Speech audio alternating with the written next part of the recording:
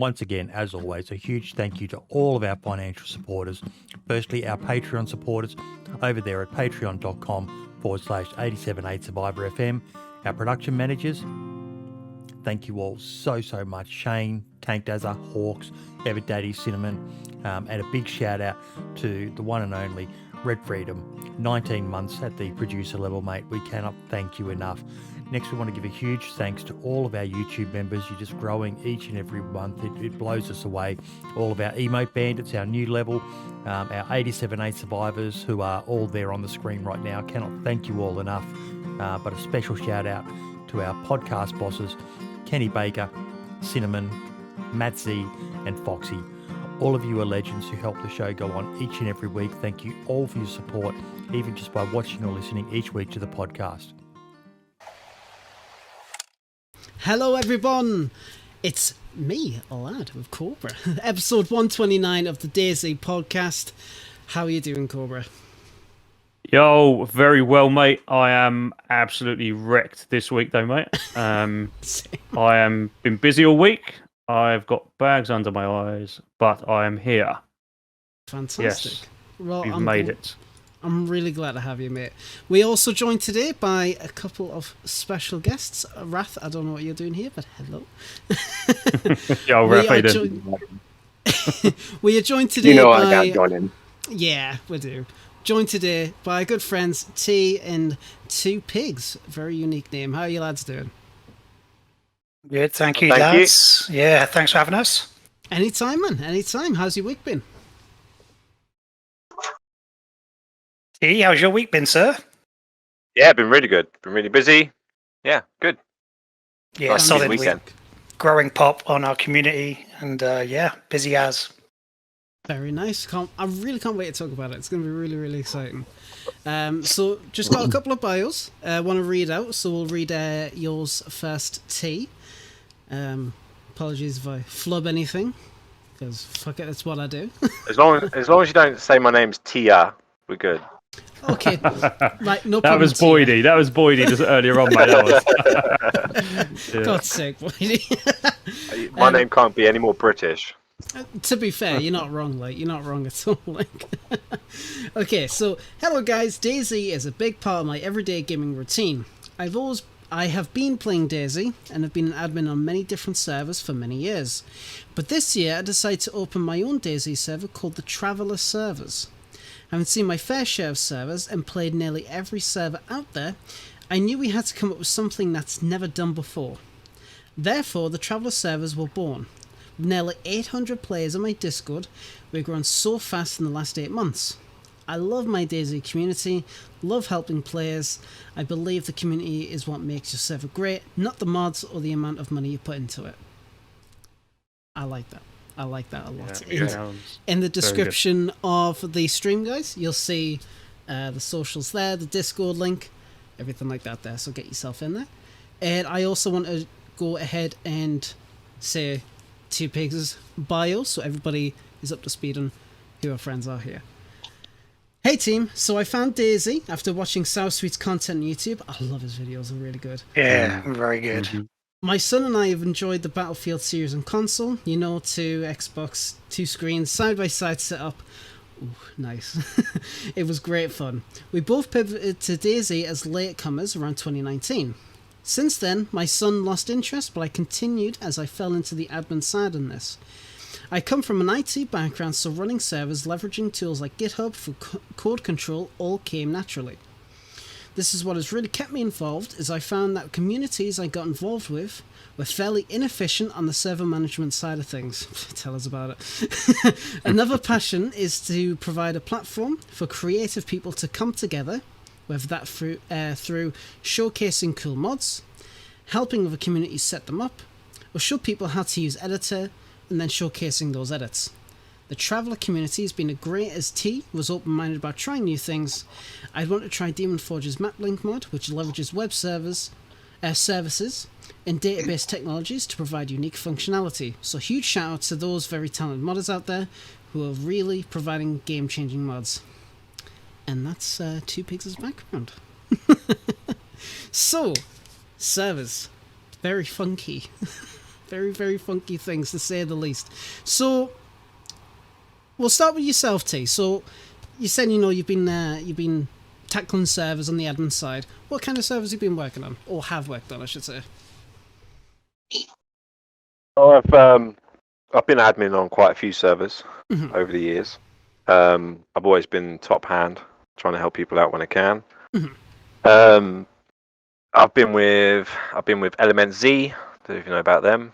Pretty decent server owner. Fizzy. I've been with Sunnyvale for a long time. Right. And then recently opened my own. There's a few others as well, but they're only small. Yeah. No, that's. I won't give them a plug here. Yeah, we don't need them. It's fine. So, what was your time like on Element Z then? So Element Z, I was with Sunnyvale, and Element Z were asking for some admins, and they knew about my time with Sunnyvale, and Fizzy came over to Sunnyvale to help out for quite a bit, and some of his admins were helping out there, so it was just like sharing the admin side really of things. I went over there and started helping out over there. It's completely different from Sunnyvale. It's really highly modded. He makes all of his skins and clothing, everything all himself. He has some really great mods. So you do get a good feel, and like there's actual like good basis there. That it's not just plonking random mods on a server hoping for the best. There's some actual like work put into. Oh yeah, absolutely. Yeah. He makes all of his own storage and everything. Ooh, so I knew I had to be there. Absolutely. I mean, when you got a good opportunity like that, you can't pass it up. So I am really interested to talk a little bit about the Sunnyvale server experience. Everybody in the community knows about Sunnyvale. How long were you there for, and when did you leave? So I started in September. So it was 2019 or 2020. I was there as a player. It was the first PC server that I ever went to, and it was the first PC server that I ever became an admin on. Right. So how did you get at that point? Was it just a case of you were playing quite a bit, and then you were just being helpful, and then you caught the eyes of the team? Yeah. So basically, I started off as a player. They put an announcement out, I think, a couple of months after I was playing, looking for some moderators. Started as a moderator, moved up to an admin to senior admin to HR, and that's as far as you could get in Sunnyvale, was HR, human resources. Oh. So. Okay, no problem. That's actually a pretty good progression. Not gonna lie. It is, but it didn't happen over a few months. This happened over a period of time I was there. It was the last role I had before I left. So. And what made you leave? Was it just the case of Element Z coming up, and you thought that was a better opportunity? No, I was with Sunnyvale, then I joined Element Z at the same time. I left Element Z and I was still with Sunnyvale. I left Element Z because I didn't have enough time. I was with Sunnyvale still, and then I just couldn't get any higher. There was just nothing for me to grab onto. I was there for so long that I became bored.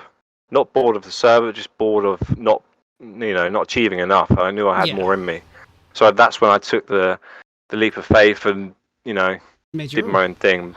Yeah, I knew it could be done. I've been doing it for a long time, so I knew I could do it. And obviously, you're saying in the Discord, got over 800 players there. What's the experience been like as somebody who's at the top, who's like controlling pretty much everything that has to work? Like, how is it? Because I'm also curious, because I'm in the process of starting up my own server for the first time, so I'm curious as part of the show, but curious as like, how do I make it work? So, if I had any advice, I would say it's all about the people you know, the people you trust. Okay, so if you're going to make a server, you have to have a decent team, and the team is what makes your server, right? Without the team, you're not going to be able to run. So luckily for myself, I had my own clan, which we had 40 players, and we were called the Soup Clan, right? So I knew straight away that I could start a server up, and I could have a decent amount of admins that were just admin, not play, because obviously we don't like that. No. So straight away I knew that I could start my own server up and have a decent team behind me. Right, okay. So that's what I did. And then how did you advertise the server to get more players in? Was it a case of, was it just dynamic, like people just start naturally like coming in, or did you like post on the subreddit or Twitter or wherever? Right. So when we officially started, I had one guy with me, which is still with me now. His name's Mechanical Redo. Nice. He was my only dev at the time. He's a really knowledgeable kid. I think he's only about 20 or 19. Fucking hell. He's the only person I really knew at the time that had the brains to start something. So me and him got together. We started a Mailcart server because Mailcart had just come out at the time, so it was hot topic. So we started a Mailcart server.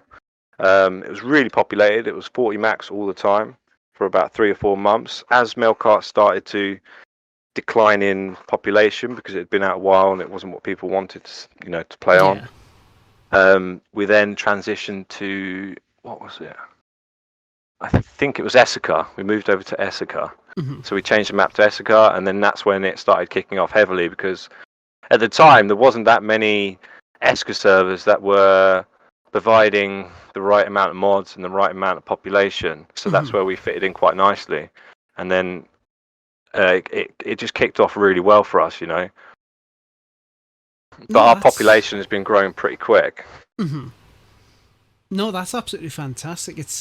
It must be a really nice feeling, like, you've been in these other positions before and you've tried it out for yourself, and it is working. It must be really awesome. It is. It's great. It really is great. Being a server owner right now is great. As long as you've got the time, you're good. It's not about the money or the mods. It's about the time. If you've got plenty of time to put into it, I work full time as well. This is just my evening job. I'm never away from my phone. I'm always on it. All my staff team will say that. I'm always there if you need me. Oh, absolutely. And that's good that you do have like that base team there, always willing to jump at the chance to help, not only yourself but your community. Like you said, it does go back to, if you've got a good team, your server will thrive. Because the last thing people want to deal with a server is a shitty team, like who doesn't know what the hell they're doing. Admins. Shitty admins. Yeah, I mean, we've all been on those servers where you put a ticket in because your car's stuck or you're stuck somewhere or whatever, and the admins take hours to respond. They don't really want to help. They try and tell you to relog or whatever, which you've tried 100 times. We're pretty persistent. We're bang on it. We'll help you with anything you need to know, anything you need to do. If you need problems, we'll solve it for you. That's good though. That is fucking good. Exactly how it should be, mate. Absolutely. Yeah. I think the quality of your team shines through, doesn't it, into the quality of gameplay. If you've got a server that's not falling over every 5 minutes, you've got people behind the scenes working really hard to look at logs and look at errors, and they're constantly fixing things. I think DayZ is liquid. I suppose it's constantly moving with its updates, and new things come up all the time, don't they? Oh god, yes. Absolutely. And I feel like, when you've got a good team and you kind of promote that positivity, as Nerpa said in chat, and there's a lot of players helping out each other in the Discord, that's the kind of community that you want to be proud of having. You don't want a community that's just constantly toxic and throwing whatever at each other. You want people who actually help, and it's good that you guys promote that as well. Yeah. And they do, and I can attest. Obviously, I know these two anyway from for quite some time, and I mean, I must say it's one of the most helpful admin teams and mod teams that I've come across. So I took a few attempts at these at T's server. Oh god, I don't even remember when it first was T. It was quite a while ago now, wasn't it? Do you remember? Yeah. I think you started on our Esker server, didn't you? I think that's right. I come over to do a shoot on an Essica video, and that's where we met. But there is a question I wanna get out of you, really, and I think T would appreciate this. I know the viewers would definitely appreciate this. And we've had a brief chat about it before you come on, T. So I know that you're going to be happy with how I'm going to pose this. A little bit controversial, but with regards to the Sunnyvale scenario, obviously we saw what happened with Anarchy's interaction and things. From your point of view, what happened from your end what did you kind of see from that? Okay, so I know Anarchy. I know him pretty well. Speak to him quite often. Obviously, he was part of the team. He was a big part of the team. He brought a lot of players to Sunnyvale. There's no denying that. Yeah. I mean, we've all seen his cheap videos. They're most popular on his channel. They've got hundreds and thousands of views. I mean, being HR at the time of what we all saw, I mean, I sit on the fence on both sides because obviously I know the truth. Everybody's got their personal preference and view on what happened. Without going too much into it, I've always supported Sunnyvale, Cynatic, the owner of Sunnyvale. I've always been there for him. He was the person that actually hired me. He was the actual person that let me go. But it's a bit tricky because I don't want to say too much. Yeah, what happened. Yeah, whatever happened. I still get on with Anarchy. I still get on with Cynatic. So, it is what it is. We can all have our own theories about what happened, but at the end of the day, Sunnyvale were doing what they were doing just to protect themselves, and I don't see any wrong in that. It is a very tricky situation, and we on the show, and I'll be openly honest about this, we're very critical of the situation, but it is nice to have somebody on the show who was essentially boots on the ground in that situation. You were in the thick of it from the sounds of it. I mean, I was there on the day. I was in the server when Anarchy actually announced his leaving. Obviously, he had CF tools, and he decided to take it upon himself and announce to the server on that day that Sunnyvale was hosting cheaters. It is what it is. But I was there. I read the message while being in game. It's an interesting. Yeah, sorry, lad, you carry on. I was going to say that must have been a very interesting time, to say the least. And how soon after that did you leave Sunnyvale? It was a couple of months. I'm not going to lie, it's a couple of months. I mean, the guys at Sunnyvale, I mean, if you look at their servers now, they're all full. They're doing something right. I left, I think, about a couple of months after, and but that wasn't because of what happened. That's because of my own choices in wanting to do what I wanted to do. That was it. I mean, props to them. Sunnyvale are cool. I love Sunnyvale. It was the first server I was admin for, so it is what it is. And I think it's really important because me and T had a little conversation beforehand, so this hasn't been sprung onto. But I wanted to be the one to ask the question because me and T have already had that conversation, and I don't think it would have been fair without, because on this show, on the DayZ podcast, obviously there are going to be people with loads of different views on there, and there always will be, and there's always two sides to every story. I personally have no idea. I wasn't on the server. I have no idea of the truth of what happened. I did see the Anarchy video, but I think it's really, really good of T to come forward and say, do you know what? I'm going to be on the show, and I'll take a question on it. So props to you, man. That's cool. Yeah. Yeah. It was a good popcorn moment. There you go. I can imagine, but it is really interesting though. You're talking about it, and you still talk to Anarchy, you still talk to Cynatic, which is good. And you've still working on your own server, and you've took all the experiences you've had, what to do, what not to do.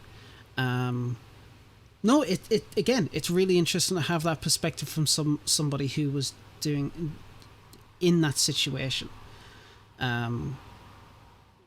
So very nice, very nice. There is obviously a lot more questions I'd love to ask you, but I think we'll leave that for another day, because I know you have limited time today, both yourself and Two Pigs. So I'll pick your brains about it another day. Yeah, let's do it. So Two Pigs, my guy. Yes, sir. You do stuff. So tell me a little bit more about yourself. We've read your bio earlier on. But I'd love to know a little bit about more of the stuff that you do yourself. So, I mean, full disclosure, I would not classify myself as a modder. I'm more of an individual that, likes to apply a bit of kind of efficiency and process, like running a community, I suppose, running it well, to T's earlier point about having the right team, you can automate many of those, tasks, and applying technology to those tasks is kind of my thing. Yeah. So I would say that I take, what the work of modders and apply it to a situation. I'm a problem solver is how I would frame myself. Right. So I think the latest thing that we've rolled out in the community is the donation system, which was, built by Florin, which is a great developer. So kudos to you, Florin. And what's great about that is people can donate and it's entirely automated. No one in the team has to do anything to provide, the gifts or the priority queues or whatever that is. It's just, it completely looks after itself. So that's the gist of what I do. Fantastic. That's really awesome. So what kind of stuff do you get when you do donate? Priority queue, that's a given. I mean, how but what kind of gifts do players get when they donate? So we do clan clothing's a big one, but with monetization rules, it's really important that the base gear is available to everyone. So our way around that is to make sure that the clan gear, which is a black gear, is available to everyone, and it's cheap at one of the traders. But if someone has asked for donation gear and donated to the server to support that, we provide that. And we actually use another shout out here for LB Master. He has a great functionality in his advanced groups mod, which provides this clan clothing scenario. So they pick up the black clothing, put it on, and it reskins itself instantly to that clan. Yeah, which is very smart. Oh, I've never heard of that being done before. At least not in DayZ. Yeah. I know it's good. I know Armour used to have something similar. I believe, if your clan has got some like a custom picture associated with it, like getting a vehicle and it's on the side. But that's really fucking smart. I like It's that. pretty sophisticated. It really is. There's some unique issues I find in the communities. So you can like get infiltration inside a group in game. That clan system solves that, right? Because no one's picking up someone else's clan gear, because if their Steam ID isn't programmed, it doesn't reskin, period. So you don't get infiltration anymore. And we recently had an issue with polls, right? In the community, we often like to run polls of asking the direction of the server, and we were finding with a lot of players that we were getting a lot of votes, but the votes weren't active players. So back to the problem solving. How do we solve this? And I worked with a great developer. I forget his name. He's a Dutch guy, brilliant young guy. We commissioned him to produce a little bit of code that basically monitors active players on the server and issues them a role in Discord.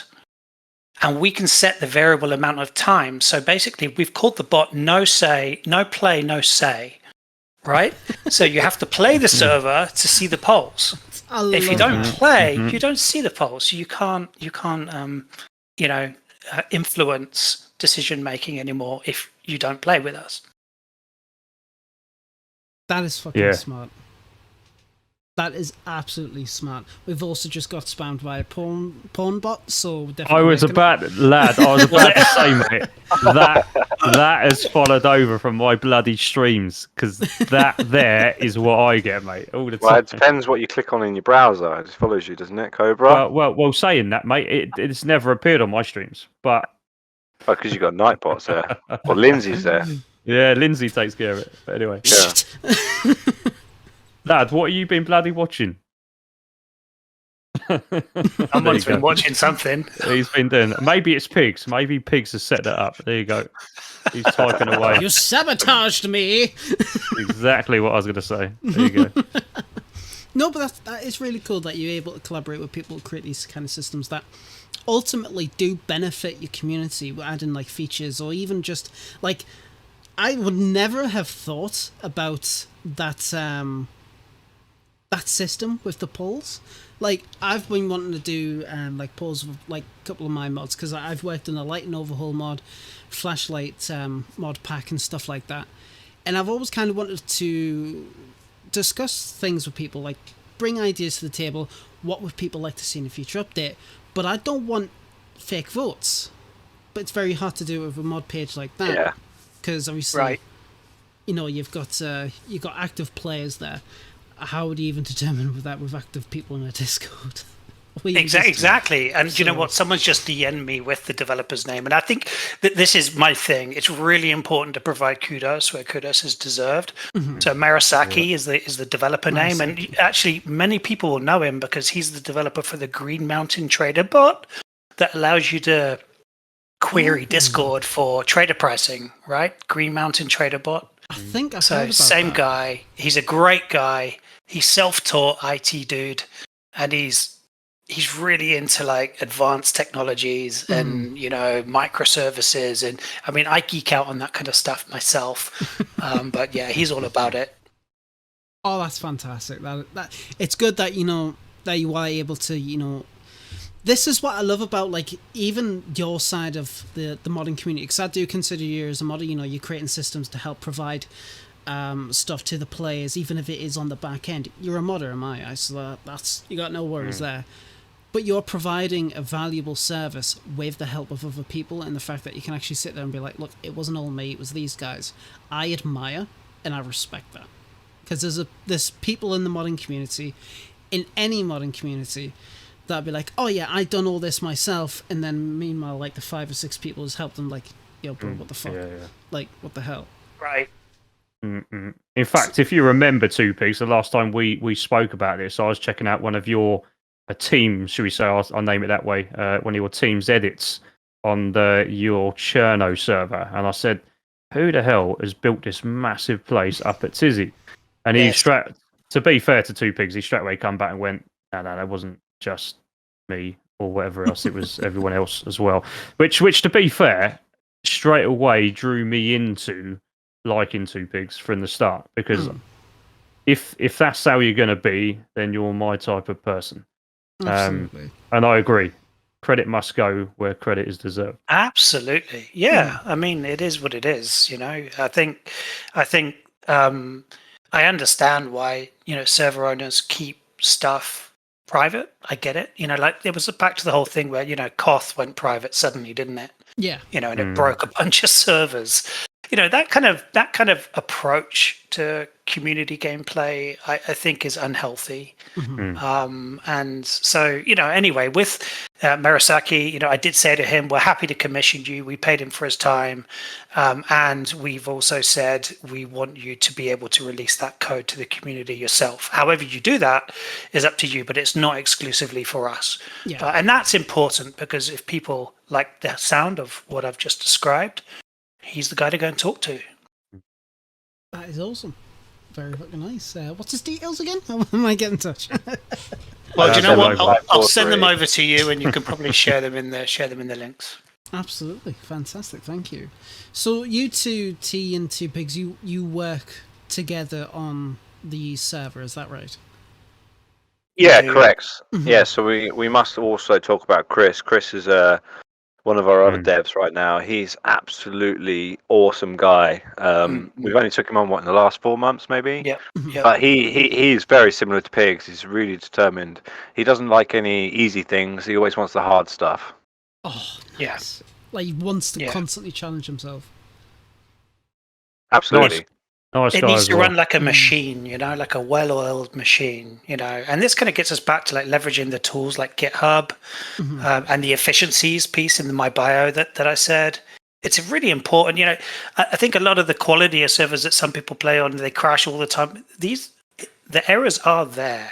Yeah. If people look deeply enough, they will see the problems and they can be solved. And, there's no reason to be like overwriting someone else's work if you're using the right tools. And these tools are free. So if we can share the knowledge on a call like this with people and they can get their curiosity going and go and figure it out, I think that's a win for the community. And anything that can be public and free of use for anybody in the community is a win, in my eyes. 100%. I mean, obviously there is certain restrictions, repacks and shit, but Correct. I actually had somebody asking for a repack in one of my mods, and even though on the page it said no repacks, they're like, I know you said no repacks, but I just want to ask, just in case. And I'm like, look, I appreciate your honesty, but no, fuck off. Not having it. But so, you've done a lot of work in the back end, you've had a lot of other people. What kind of other stuff you've delved into? So, what excited me about working with T? So T and I know each other from I was admining on another community, and T was a player. And then I knew T went off to do his kind of own thing, and he dropped me a message. I believe T, you reached out to me, just saying what's up, and I got involved, and immediately we started building the trust, which is important within the team. And I had always played with a lot of Daemon Forges mods, which are brilliant. Database-driven API-based mods. I love that concept because it's so representational of like modern technology.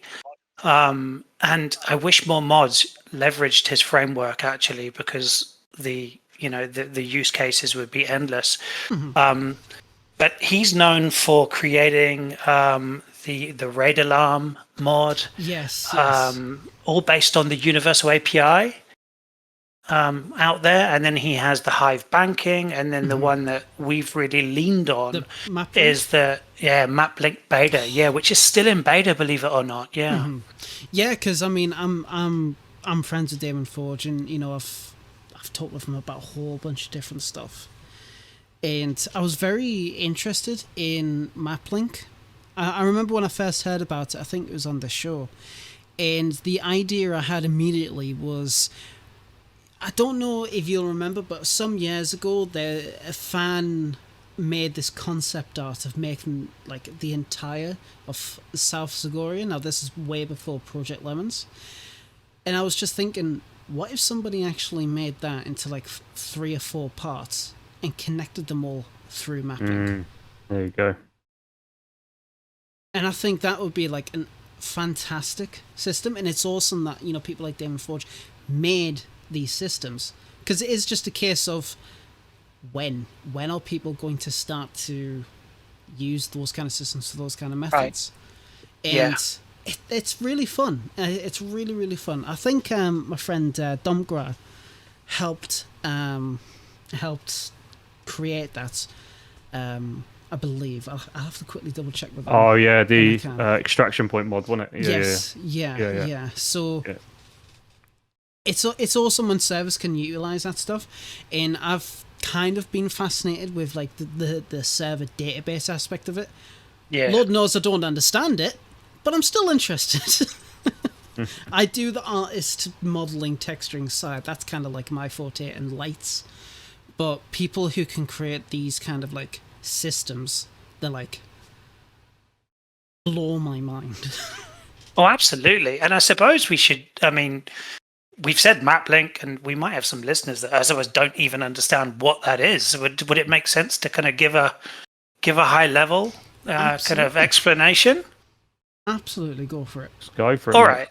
All right. So MapLink is ultimately the ability to connect multiple DayZ maps, so it's essentially multiple DayZ servers together, and whatever inventory you have on your person, you can go to a fixed teleport point, bring up a menu, and teleport to another map. The experience is just the game reloads and you load into another server.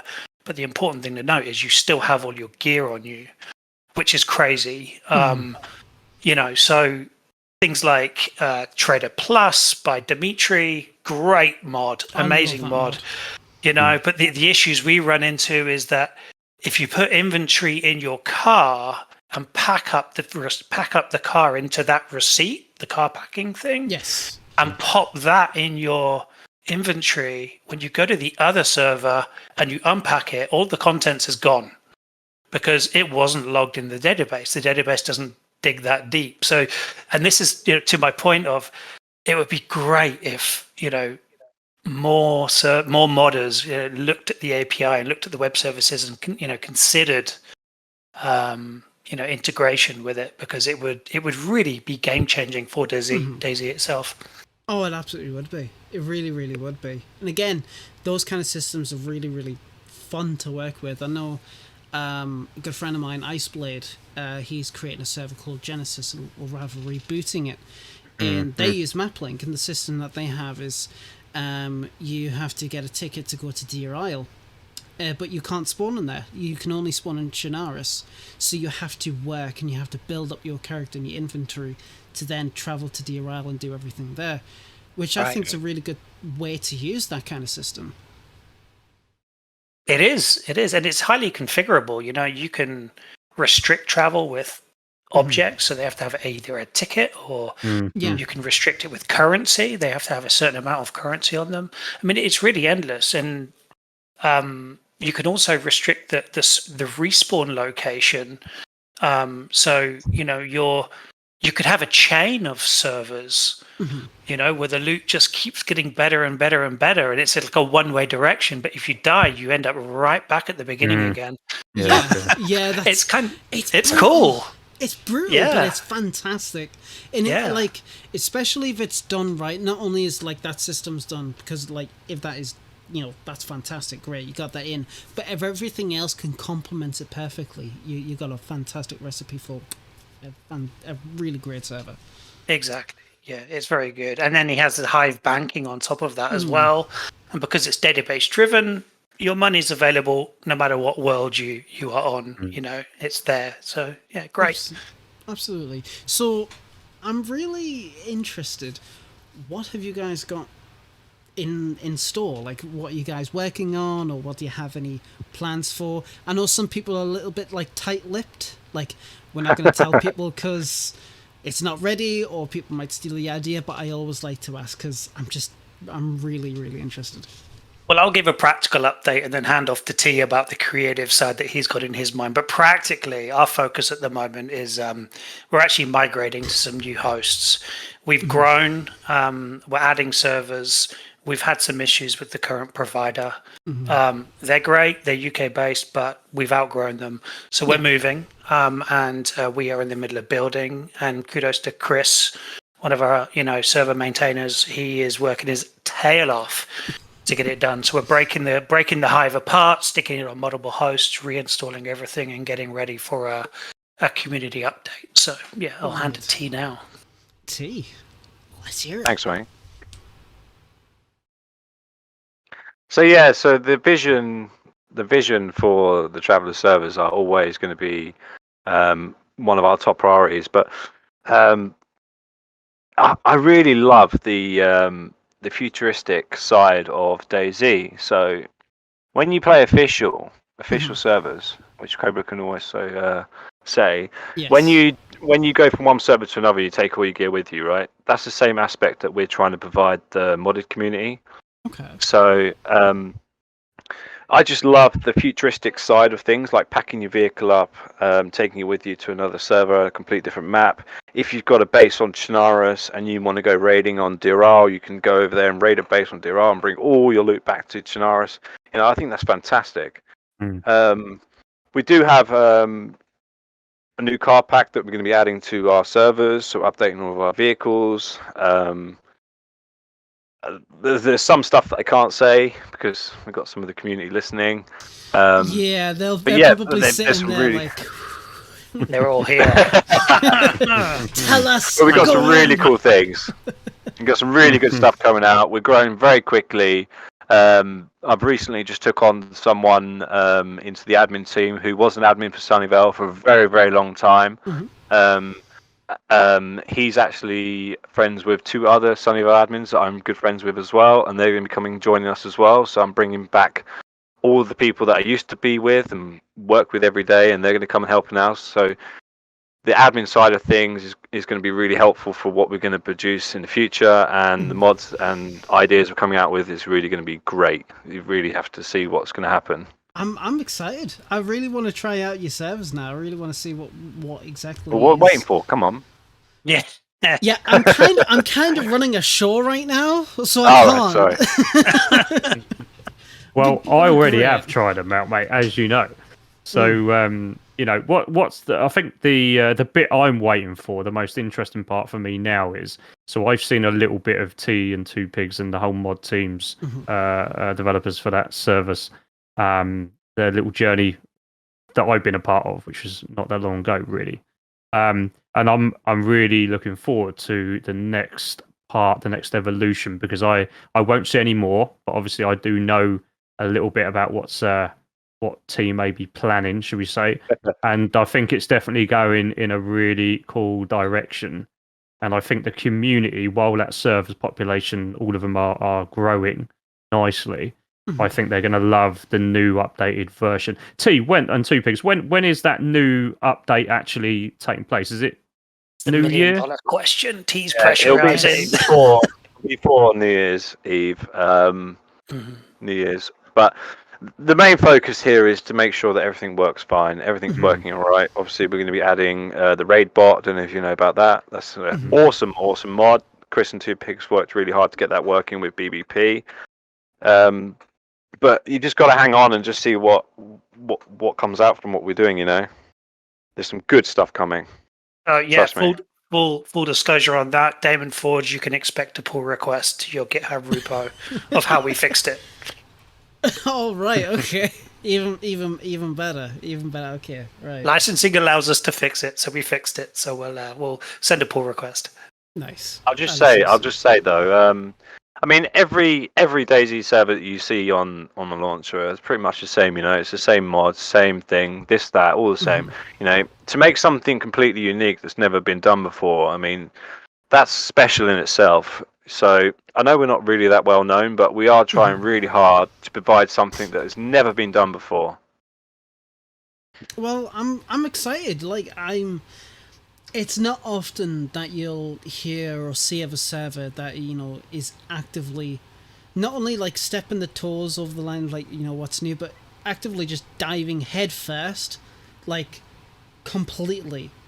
And you're kind of taking a risk when you do these kind of things, so I'm absolutely wishing you guys the best of luck with it. Have you got any teasers, anything that you want to show us in the community? I'm pretty sure. Watch this space. Watch this space. All right, okay. All right. Join the Discord or watch this space. Discord down below, guys. Get in there. Get involved in conversations. Absolutely. No, that is really great though. That is really, really great. Cobra, is there anything more you want to ask about the guys? Come on. No, I mean, I think we've covered the main areas that we wanted the community to hear, especially the controversial moment, which is great to hear. So yeah, guys, all I can say is I've tried out the servers myself. I've done a couple of videos on there. I wouldn't be going back to them if I thought they were not able to be forward-thinking, progressive, and do a good job. And the one thing I will say about the servers are that what has been said tonight is correct, and that is that if there is a problem, I think the longest I've ever had to wait for someone to get back to me out of the whole team there is probably about 3 or 4 minutes. So I wouldn't worry if you want a very well run operation. Get over and have a look.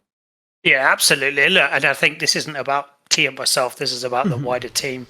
Absolutely. As we keep saying, without that team, you know, we wouldn't be here talking to you guys. And by the way, thank you for the podcast that you guys do, because you do share the love in the community, and that's really important. Absolutely, oh, bless you. No, Yeah, thank you. No, mate, honestly, thank you for coming on. I really, really do appreciate it. I would have loved to have, like, picked your brains a lot more. There's a lot more stuff got to talk about, but obviously, guys, you said you do got to run. I know some people are, like, thinking, oh, you're going to be on a bit longer. But it is what it is. You guys are busy. You got stuff to make. You got stuff to do. But anytime you guys want to come back onto the show to talk a lot more, maybe even after the server's been updated and you've got all these new features implemented, I'd love for you to come back on and just talk about it, show it off. Be more than happy to do that. Absolutely. Yeah, we'd love to. That'd be great. Yeah. Thanks, boys. Appreciate it. And Welcome, mate. we are doing the Christmas show again this year, so if you guys want to get in, absolutely feel free to do that as well. Oh, well, bring a beer and we'll join in for sure. Hell yeah, dude. Christmas I'll bring the party. mistletoe.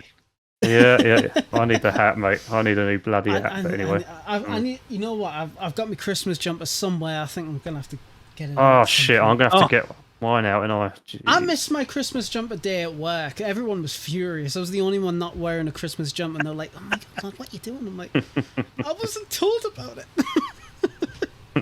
Well, you're screwed now, mate. Fuck it, it's fine. Yeah. Again, thank you so much, guys, for coming on. I really, really do appreciate it. Keep in touch. Absolutely. We'll keep do. in touch. Cheers, guys. Thank you, Cheers, boys. guys. Appreciate it. We'll drop now. Thank Okay. you. Okay, Thank you cheers, very guys. much. Okay. See you soon, Cheers, boys. guys. Bye bye. There we go. Oh, they were lovely. Oh, they were absolutely fantastic. Yeah, they're good boys, both of them. I enjoy our interactions, and like I say, if there's anything I ever need to talk about on the modded front, or they're doing edits or admin stuff, if anything along those lines, I know I can rely on both of those two. So I'm glad they've come on tonight. Mhm. Oh, absolutely. No, they were really, really, really great to talk to. It's always good to get new perspectives on things. Yeah, especially absolutely. When your background's from different kind of servers with maybe sometimes controversial past, but it's always good to see what those kind of people are doing and what they're working on. I agree, Matt, and I think it's about time. There was all those issues before with the Sunnyvale thing. Then there's been this quiet, and I think now's the right time. Now the dust has settled, to ask that kind of question for someone who was actively there at the time. So. And to be fair, he's very, very straight down the line. No bullshit. That's, quite happily turn around and say, look, I was HR there at the time. I know both sides. And this is the score, So fair play to that. I think the community would actually respect that. Yeah, absolutely. I mean, the last thing, as much as everyone is interested in all the details, because people are, even after all this time. Of course they are. Yeah. It's good to respect the boundaries of both parties and be like, look. Absolutely. And that's exactly what I think he's done tonight. He's been very, very fair, straight down the middle. I don't think you can ask for any more than that, to be fair. So absolutely. So everybody, again, description below, travel details, all in there. Get yourself involved, play in the servers, give them feedback. And we'll be seeing them on the show at some point soon. But we're not done. We've got a bit more, haven't we? We've got quite a bit more to go, haven't we, I think? Oh, yes. Yeah. It's actually I can't do those tricks, mate. Well, that's just fucking unfortunate, isn't it? It's because I can't be bothered to reach out and piss around with the mic, mate, and the camera, so... Like this? Like that. Oh. Plus, you probably look a little bit better than me, mate, at the moment, so that's good. Don't screen cap that, please. Chat, please don't. But yeah, no, it's actually been a really pretty interesting week. There's been quite a few stuff going on in the community, and quite a few discussions in this Discord actually. And one of them, which she picked up. No, that's going to be a new emote for the Discord. Isn't just I've done it again. Stop it, lad. But quite a few people talking about stuff related to inventory. And there was like the complexity of like Tarkov stuff and the simplicity of DayZ, and I'll openly say I like DayZ because of its simplicity. I think that's one of the reasons why after all this time it still works. Yes, I agree. And sorry, I just got sidetracked from Ben's comment. Thank you so much, Ben. I really, really do appreciate it. And couldn't be possible without the community. Much love to you. Thank you. Thanks, Ben. Cheers, Ben. Haven't seen your name before in the chat, so I just want to welcome you to the channel and much love. But yeah, so and Mike Doherty, a really awesome person in the community, was talking more about it, and we mentioned upgrade paths of inventory. Now, DayZ has, what does it have? It's got your stab vest, then it's got your ballistic vest, then it's got your tactical vests, your hunter vest, and then you get your plate carriers. Plate carriers, yeah. It's not really that. There's not that many options. There's not, no. Do you know what though? I've got to be honest. I've not really thought about that in depth. To be fair, until we've just started speaking about it. What's your view on the future then, Dad? I honestly think that, considering how many, and reflect. Yeah, I just read that. King Alabar, who cares about the reflective vest? Seriously, do you want to get shot? Book armor, I remember that, but it is interesting considering how many other upgrade paths there are in terms of your inventory with your shirts, your pants, your backpacks, helmets, and stuff like that. And gun holster again. Who cares about the gun holster? The only good weapon in that is a Red 9, and we don't have that, so who gives a shit? But yeah, with vests, there's really not anything there. So I've always kind of thought to include something similar to like the tactical vest that you have, because they're based on like the UK tactical vests that the British forces use. Yeah. So it'd be great to have something like that, so with the webbing, but you have a lot more, like different options. Yeah, I agree. I mean, if you go into the heavily modded community, back into that, obviously there is a load. Like you got the bloody medic patch, haven't you? You got the MVS. All of these. Yeah, the MVS, isn't it? That's right. And there must be about 15 different. Well, maybe not as many as that. 12, maybe different. There's so many options. I remember going through them all when I was running Extracare, and it was just insane, absolutely insane. I think for me, I think the most. I mean, you're gonna have a lot of disagreement with this. I do believe there's nothing worse for me than hitting a server, if it's a modded server with the MVS pack. There's nothing worse than running around with a black pouch holder, a red or whatever colour bloody belt strap. For me, it's all about, I want to get the full kit set. Yes. Now that is exactly, but I do think I can see why they've gone for like maybe, I don't know, 10 to 12 items per loadout, because if there's more than that, can you imagine how long it's going to take to find your full kit? See, I like that, honestly. I like it, like, even though you'll get your vest, you get your pouches that don't match, great, yeah, it is what it is, you got the functionality there. To me, then it's kind of like, later on, then you can get the correct kind of like, colours or whatever else for your stuff. I personally like it, but I can understand why people wouldn't. Like, you want to find everything properly. Yeah, I think if the kit itself matters to you, i.e. all looking the same, you've got the full kit set, if that is one of your top go-tos, then I think it's, adding more is going to be a bit of a nightmare for you. Unless, of course, you put them in at a trader and you buy them. But then again, for me, that takes all of that grafting away. I don't like that. That's the reason why, modded-wise, I hate heavily populated servers, traders, sorry. Heavily populated traders. Because for me, I think if you take that grind away, then what's the point? DayZ's not supposed to be, get everything really easily. You're in a apocalyptic bloody world, What's the point in going to a trade and buying everything? But I know a lot of modded servers have traders. I get that. But I do prefer the modded servers where they don't sell everything. You've still got work to do. Do you know what I mean? Absolutely, yeah. I mean, I've tried all sorts of different servers. And there is the grind. I do enjoy the grind, and sometimes when you're with certain people and you just want to chill out, service with traders can be pretty fun. Yes. I actually prefer playing on deer isle when traders are involved. Because Yeah, I can see that. just because the landscape and everything like that. So it's very sporadic and you're always on edge. And it also helps that I don't know the map that well compared to Chernarus or Namolsk. Mm-hmm. But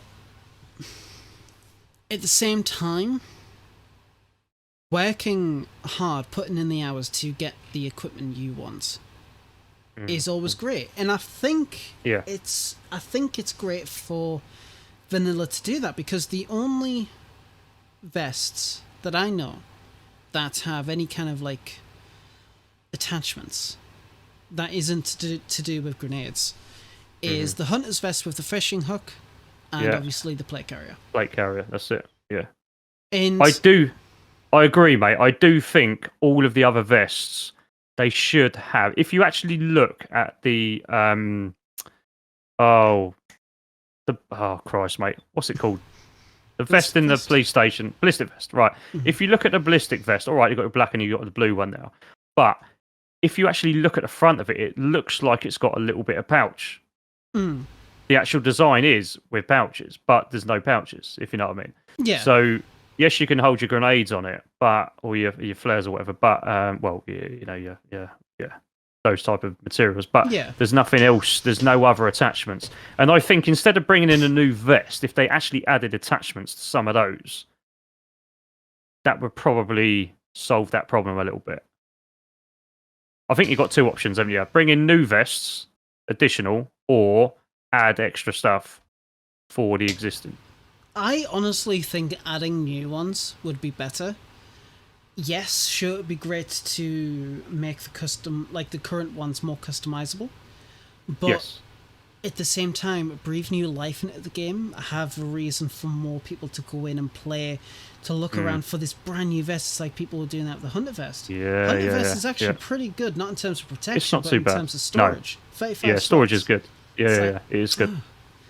But having something like that with more upgrade paths would be, I think, a good idea.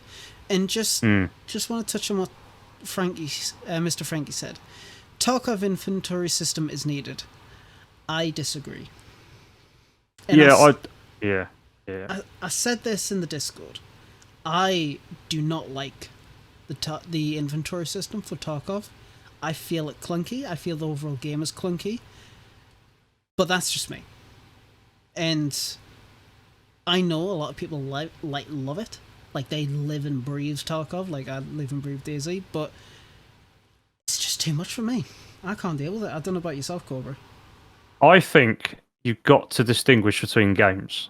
And I think that over here on DayZ, we need our own upgrades. We don't need other games upgrades, if you know what I mean. We just need our own better upgrades. Now, personally, I don't care if it's a new vest as long as there's new attachments on the old existing, or if you scrap the new attachments and bring in new vests. I don't mind which one it is, but I think we definitely need one or the other. No, I think we definitely do need one or the other. I would obviously prefer new vests coming in, new different designs. Maybe take inspiration of what... Oh, I'm just thinking there's a Smash vest. Okay. You got the backpack there? Yeah, okay, I can see that. Or attachments to the backpack, like the hunter's backpack. Oh, yes. I mean, one thing I've always loved about a backpack in Masters Mod, the Survivor backpack, the fact that you can put an NBC bag and your mask on there. Yeah. I love that. And with Hannah's backpack, you know, it's something very familiar, but it's new. It's got stuff added to it. It'd be great to have stuff like that. Just little bits to maybe customize your bag to have more slots in there. Add, support or whatever for that. But to also customize your bag. Like Windstride has with his canvas backpack. I think it's called the canvas backpack. Yeah, I think it is. Yeah, I think it is, isn't it? Yeah. Yeah, I think so. Like, as long as it's tastefully done, like McKee's saying. As long as it doesn't go too far, like the Munghard backpack. Yeah, you could literally fit an entire like army's worth of materials on that bag. Well, it's interesting, right? Because I think if you go back to base building slightly, right, when you've got the modded 120 slot backpacks, you can put logs in them. You can only put 3 logs in, but you can put 3 logs in them, right? So why isn't there just either something? I don't mean the full modded 120 slot backpack, but a different way of carrying a log. Because at the moment, unless I'm mistaken here, unless I'm having a bit of a brain fart, the only way you're moving logs is by putting them in your hands. No, that's right. So, and because of the issues that brings constantly, you know, even collecting logs on official, you are likely to get shot if there's anyone nearby. So, I think do you know what? I'm on the fence on that as well. I am on the fence on that. The more I think about it, Yeah. it's interesting to see what the community think here. Those that are watching online, just to let us know what you think about that. Do you think official? Do you think there should be some other way of carrying logs other than in your hands? Yeah, absolutely. I think there should, but not too modded. I don't know. I actually don't know. It's an interesting one, that, isn't it? I think there'll be a lot of comments on that. Yeah, there's quite a few people saying, no, carry only. Sled, unless dragon. Never on console, I can carry 5 logs with 1 in my hand. Maybe a small logger's backpack with 1 log slot and a small inventory. Yeah, I'd go with that one. One backpack that could carry 1 log. Wheelbarrow. Log and backpack, yeah. Trucks carry 50 logs. Oh, I'm sorry, but I don't have access to a truck all the time. Yeah, apart from vehicles, because logs can fit in all vehicles. So yeah, apart absolutely. From those. Yeah. So we're discounting vehicles for this one. But maybe even like a kind of a logger's backpack that is literally built sideways, longer, thinner, not 120 or anything near there, but that type of style where you could fit at least 1 log in. I don't know. Worth thinking about. That one will be a very, very tricky one. I don't know. I haven't actually thought about that because you're playing modded servers for so long, you think, oh, I've got a tactical rucksack, I'll just stick a couple of logs in there and I'll still be able to do whatever. And then you think, oh wait, no, if I was actually on vanilla, I'd be carrying one of these at a time. You'd be carrying every bloody one, as we all do. So anyway, interesting thought. Food for thought. There you go. Yeah, absolutely. And anybody who's watching the VOD, let us know down in the comments as well. And if you want to, talk about it a little bit more, Discord is also down below. Get yourself in there. Join the conversation. But, yeah, I mean, I need to think about it. I need to think about that quite a lot, actually. Because, yeah. Interesting one. Gone on to vests and now we're talking about logs. I know. Yeah, that's me, people. Apologies. No, it's fine. It's absolutely fine. But yeah, absolutely. I think once we've thought about it a little bit more, we can definitely touch on it. I mean, then again, we don't even know what 120 will bring. Maybe they could bring in some new backpack or some new vest or something like that. You just never know. Well, that's what I'm thinking, mate. Because obviously, based on what we spoke about last week and what the dev team put out in the stream the week before, just fixes and blah blah blah. They're always going to add in something, some little thing. You never know, mate. It may be a vest. It could be. You don't know. I don't know. Maybe. I think it'd be really, really cool. I think it'd be really, really nice. I mean, we know for a couple of things that they're adding, or rather fixing, and the community, especially in this Discord, has been extremely happy with. Yeah.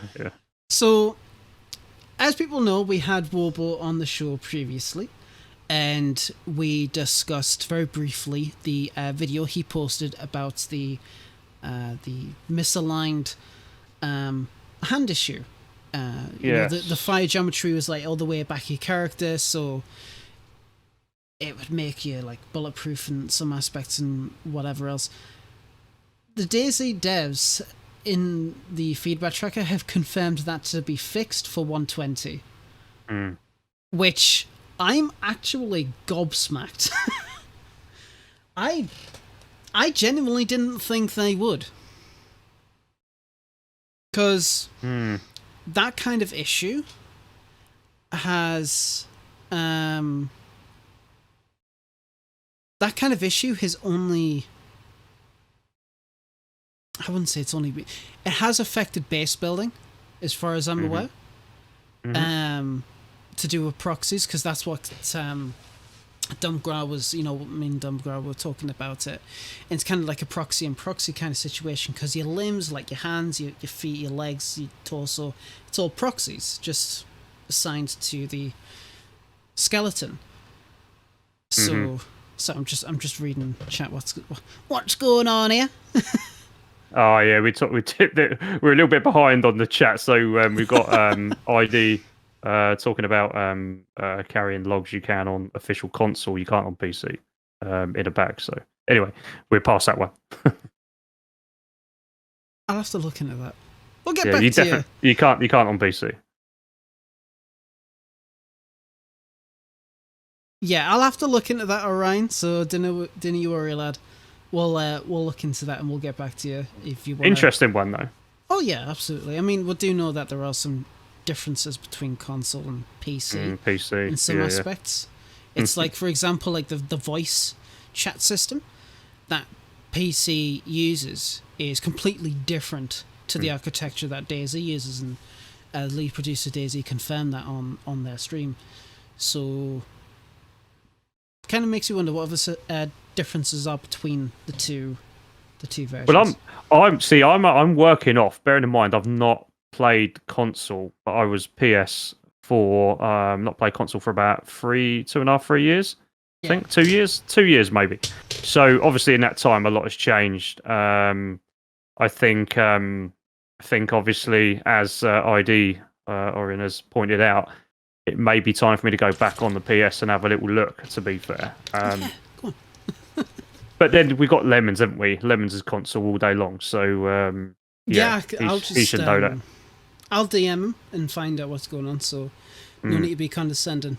I don't know who's being condescending, my guy. Yeah, who's that? Anyway, cool. But yeah, so the issue's been fixed, which again, a lot of people are really, really happy with. And another thing like that is DayZ has a terrible hand desync issue. It's been going on for years. Yes. They've confirmed a fix for that for 120. Now, love it. Will it actually be fixed? Well, we'll see. Well, I'd like to think it would be, mate, because it is a pain in the arse having to relog when that happens. It is. It really, really is. And there's been so many instances where I have run into that issue, and it seems to happen on servers that I wouldn't say the pop is low. It's more like the performance isn't that great. Yeah, performance. That's exactly what I was going to say. So definitely performance. I would imagine that they would have fixed one part of it. But are you saying the hand is going to still remain, or the arm, or what? Something is still going to break? Yeah. But usually you can fix it by jumping off a step or something. Yeah, absolutely. Yeah. There is that issue. And it is a good workaround. And I'll even do that in my test servers. I'll like mess around a little bit and then realize, oh no, I can't do anything. Jump, sorted. But it would be really cool if it is actually completely fixed. Again, it's been going on for years and years. I think ever since 0.63 kind of came into play. Yeah. So we'll just have to see if it actually is. I'm kind of wondering what other things have been fixed, because there's been people in this Discord who's been like absolutely like trawling through the feedback track, seeing what's been fixed to 120, and those two came up. So what would you kind of like hope to see actually like fixed? And you can't say cars because well, we've already done cars to death, haven't we? Yes. I am gonna probably go with. I really want to see when you're placing a fence kit or a watchtower kit. multiple. I want to see no bloody holes in that joining mechanism on official. So I just hope that, I mean, that can't be a hard fix, surely. It can't be that much of a hard fix. You literally just get them lined up. There must be a way, very easy way. Never mind, no, I'm not talking about snapping, Mr. Frankie. I know obviously on modded servers you can snap everything on base building, base build plus, and all that kind of stuff. I'm talking about official type of build here. Because there's nothing that annoys me the most. In fact, there is nothing else in DayZ that annoys me more than this. Because I like to build, and there's always that little bloody gap. No matter what, there's always a gap, unless you're doing the old modded stuff and snapping. So it is frustrating as hell, as Ben says. Absolutely. So for me, that's what I'd want fixed. If I had a wish list and they were listening to saying, yes, Cobra, we will fix one thing for you. That's what I'd after. That's what I'd ask for. Yeah, You've obviously thinking of something else. No, I'm thinking about it. Yeah, I'm just trying to think, because I have played on servers with vanilla base building, and there has been cases where there's been no gaps in between the fences. But I'm kind of thinking I wouldn't be surprised if the Build Anywhere mod was on there. Build Anywhere mod, yeah. You can do it with Build Anywhere mod, but if you take that away, you are always... I've been there for hours and hours and hours doing it. I mean, Slytherin brings up an interesting one. Invested in getting rid of bloody hackers. Yeah, but we've been saying that since it started. They haven't. So yeah. See, I it don't. costs too much. When it comes to that, I don't even refer to them as hackers, because they're not. They're just cheaters. They're not hackers. They're just cheaters. Yeah. They're just cheaters. But they still do need to be addressed, and we've been very critical on the show about that before. We've been very critical about the implementation of BattleEye and how it could be improved. Which, by the way, devs, if you're listening, talk to BattleEye. Get something in the pause menu where you can just report it straight to BattleEye. Opens up the web page. Done. Sorted. Gets all your information from that server. You're fine. There you go. Credit to Archie Stormcloud for that idea, because he originally said it. yeah, there you go. There you go. Good old Archie. But going back to the fence issue, yeah, they definitely need to fix the kind of like geometry for the logs, because that's kind of like one of the main things when it comes down to it. Obviously, if the object gets too close, it'll just fuck about, and you can't get it as close as you like unless you've got like the Build Anywhere.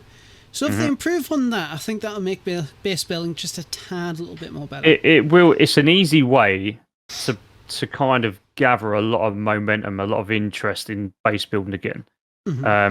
Because as we all know, on officials these days, there's not a lot of building going on anymore. No. So, and that's a shame. That is a big shame.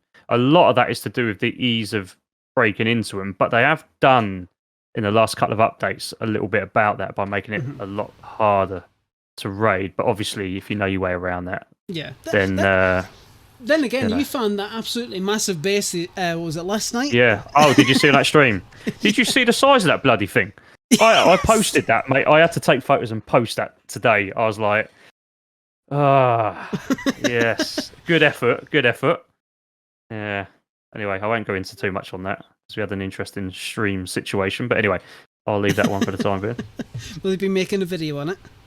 I've already recorded it, but I think it was. I'm probably the only streamer ever, I would say, that realised they had a potential stream sniper, a whole team of them, 6, on the stream near the same location we were, who was communicating online with us, and I didn't ban him. I turned around and said, let's go then. There was 2 of us. I said, let's go then. Let's take on your 6 so you can see everything. We'll go completely in the dark here, but let's bring it on. And you know what? It didn't even happen. I got in the chat. They turned around and said, "Oh, 2 of my guys just been killed by a landmine." I said, "Well, there's 6 of you. We're right here. You know exactly where we are. Let's have it now, then. Instead of banning you, let's do something different." And in the end, no one turned up. So I was like, "You know what? You were just taking the piss, clearly." But Anyway, there you go.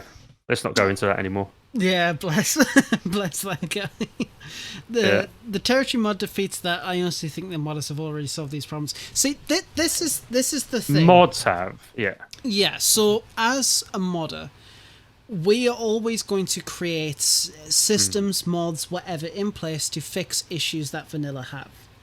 Yes. But on the show, we do take that into account, but we also like to emphasize on how vanilla can be improved.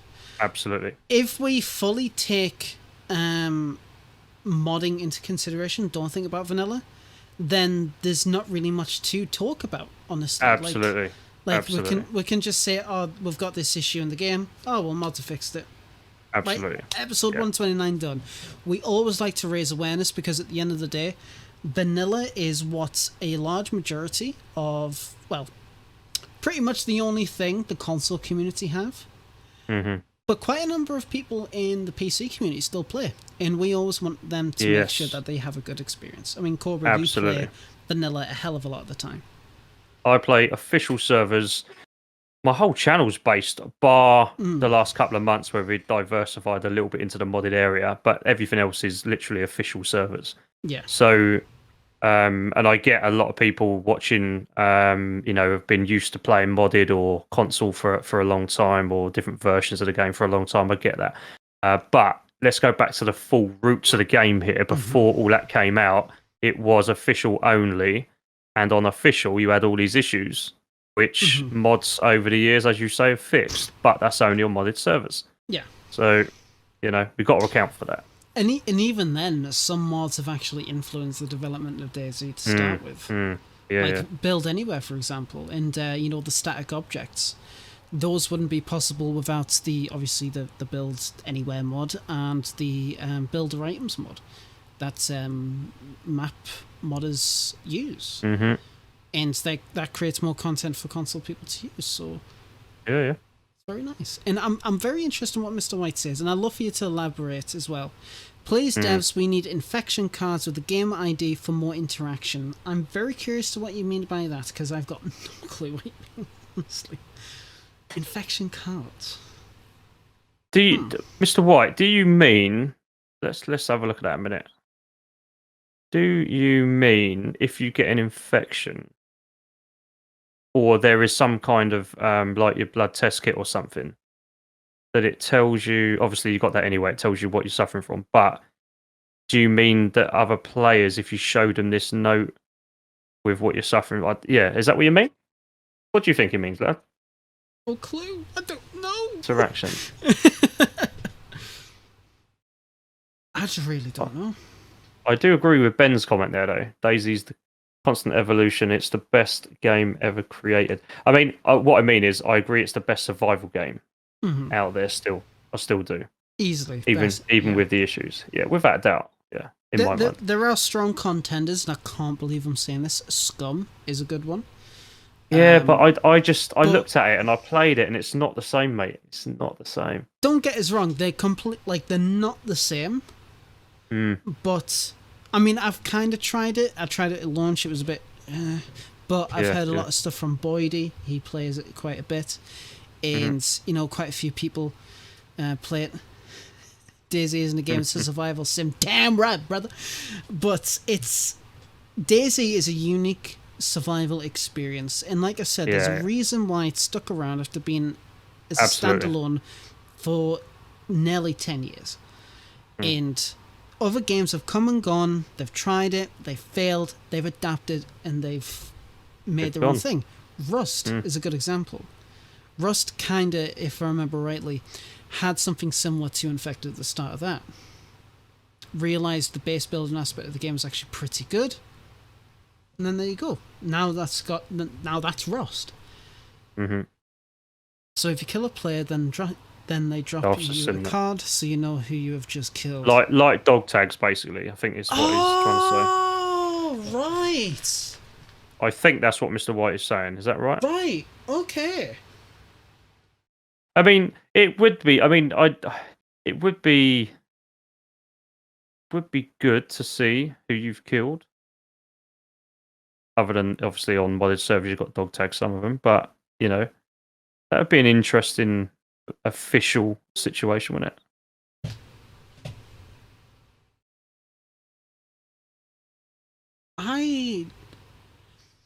I'm gonna have to think about that one.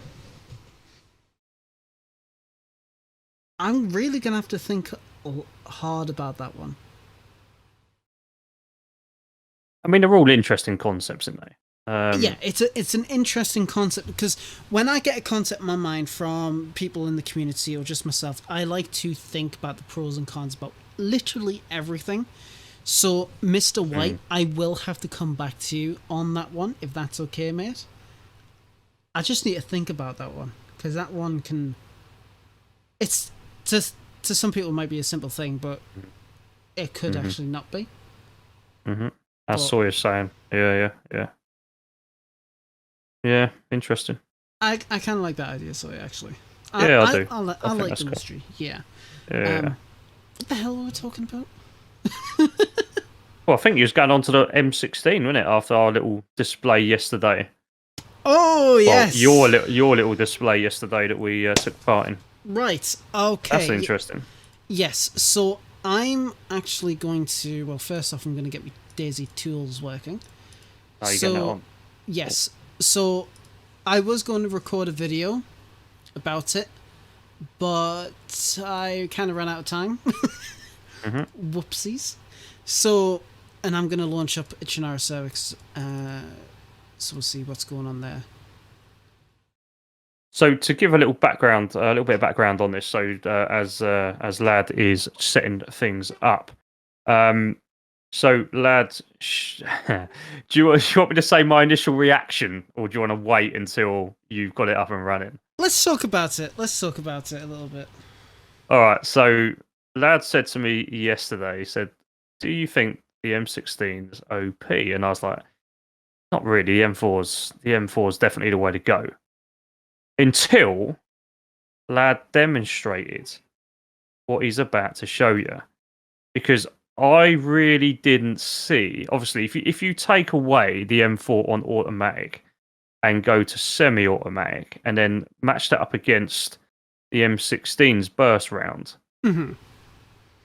actually, you're going to see a different picture. And I didn't realise it at all until I actually saw it in the flesh. Two guns side by side, having a little look at it. So this is going to be quite interesting for some of you. Anyway, I'm sure Lad's about to show us. Yes, so I'll also screen share this as well, so you can see. Oh, look, DayZ looks pretty good. Wow, I wonder what that is. It's totally and it's not my daytime. mod. Yes. Oh, sugar. And I agree with Sawyer. I hated the M16, by the way. I always drop it. But if you've got a 60 mag, check this out. Just you might have to bear with my my admin is being silly. What the hell? Where is it? So Melbourne loves the M16. You see, do you know what though? As when it first came in, I was like, nah, don't even like it. Don't like the look of it. Don't like the use of it. Didn't like the fact that it wasn't a fully auto at some point. Didn't like any of that.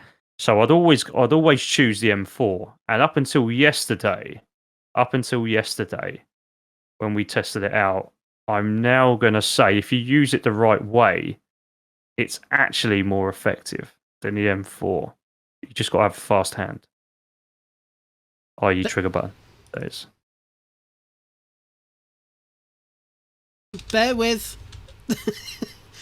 Technical issues because DayZ, for some reason, has wiped my admin on my Chernara test server. Whoops. Did you forget your admin? Maybe I did. There you go. There's a lot of divide in chat around it. Already, yeah. Yeah. There are some that love it, some that hate it. Yes, absolutely.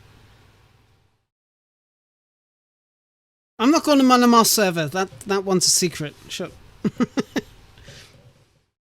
Yeah, Frankie was on the show the other day, mate. But that's all right. We yeah. it's a different whenever you just got the two by themselves and are kind of just checking those two out only. There you go, A2.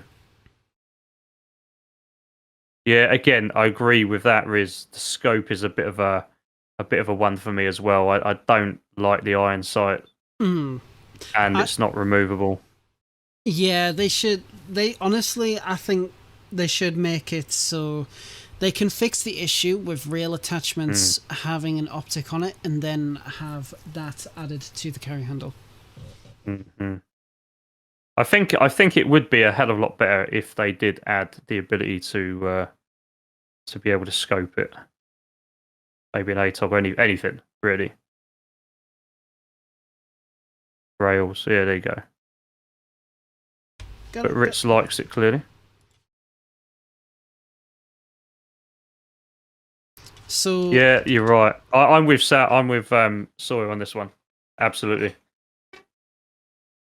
But have a look at it first, though.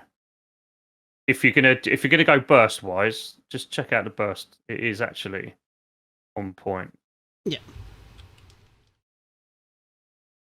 So prepare your ears because this fucking hurts. So yeah, loud. The M4A1, we all know kind of its rate of fire with full auto.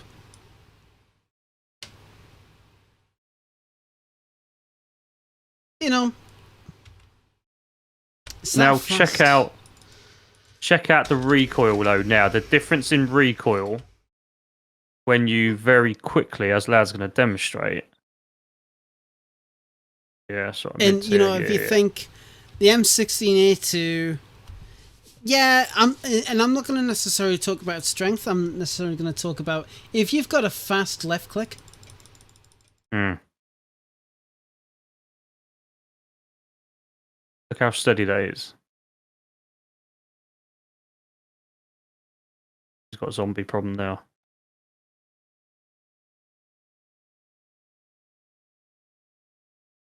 Yeah. Gotta love the old zombies.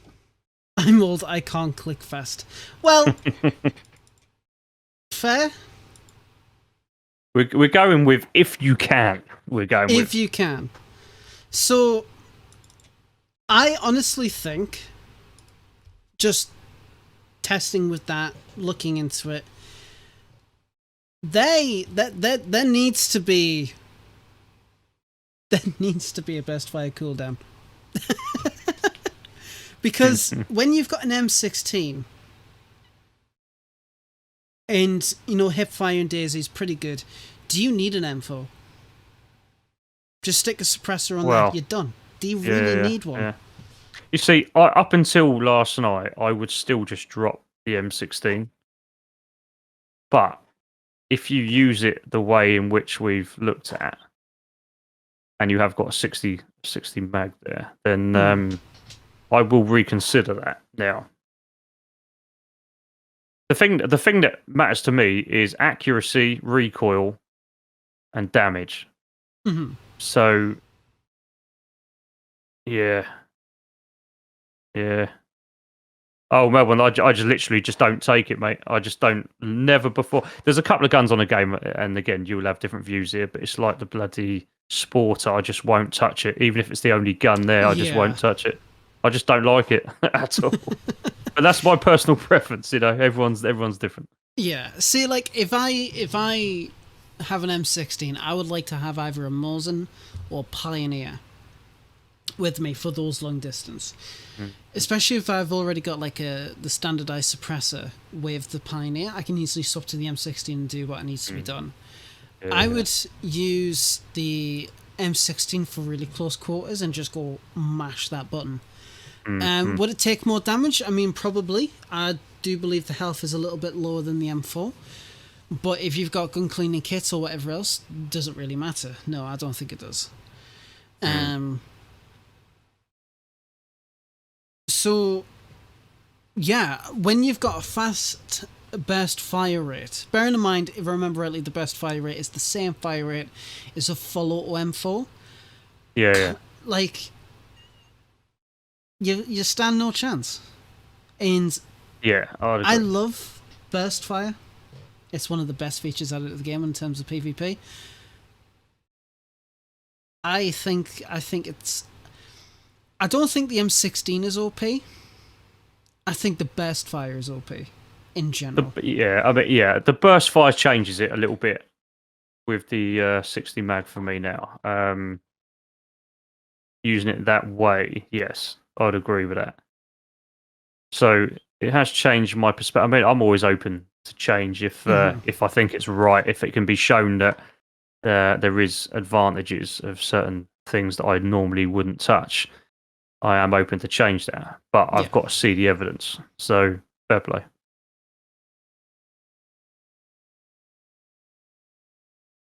Yeah. The M16 is a pretty accurate gun. But yeah. Yeah. Mm-hmm. And on semi, it's pretty good.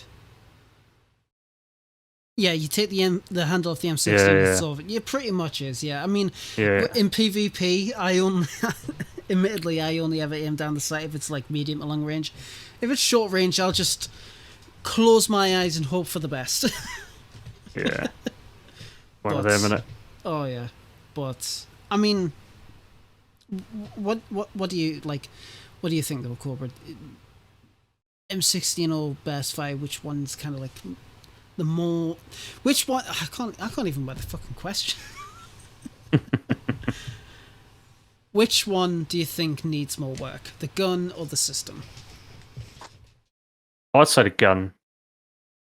I think... and no, Melbourne, I don't pick up the 74. I hate the 74.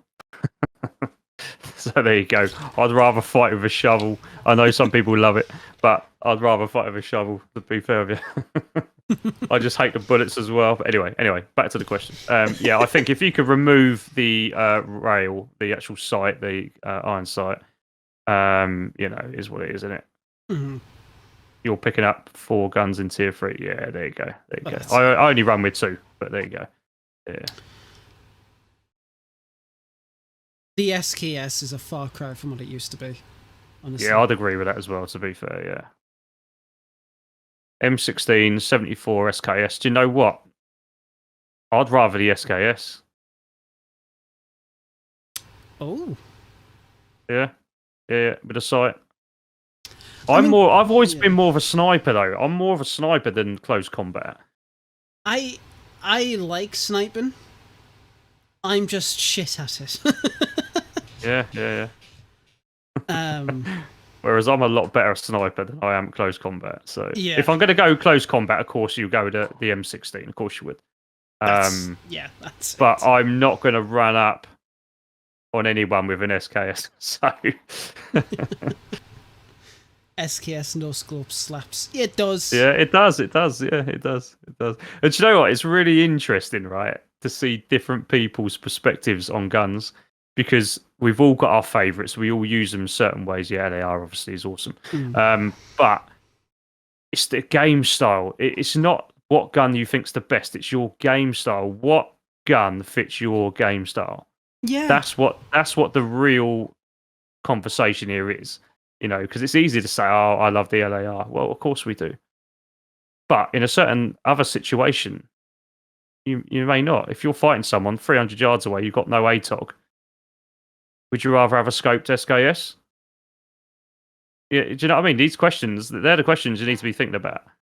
And I agree with Darkwing there. Does the VSD get enough love? I mean, I actually love the VSD, especially when it's silenced. The SVD is... It's a beautiful gun. I'd love to get one for an airsoft variant. But... I will say, though, I don't... Like, Riz is just... Mr. Frankie said people don't find VSD in LARs usually. I can't actually recall the last time I found a foul. Well, saying this, so again, we've looked at this. I've looked at this, especially from the official PC perspective. Let me put that out there now.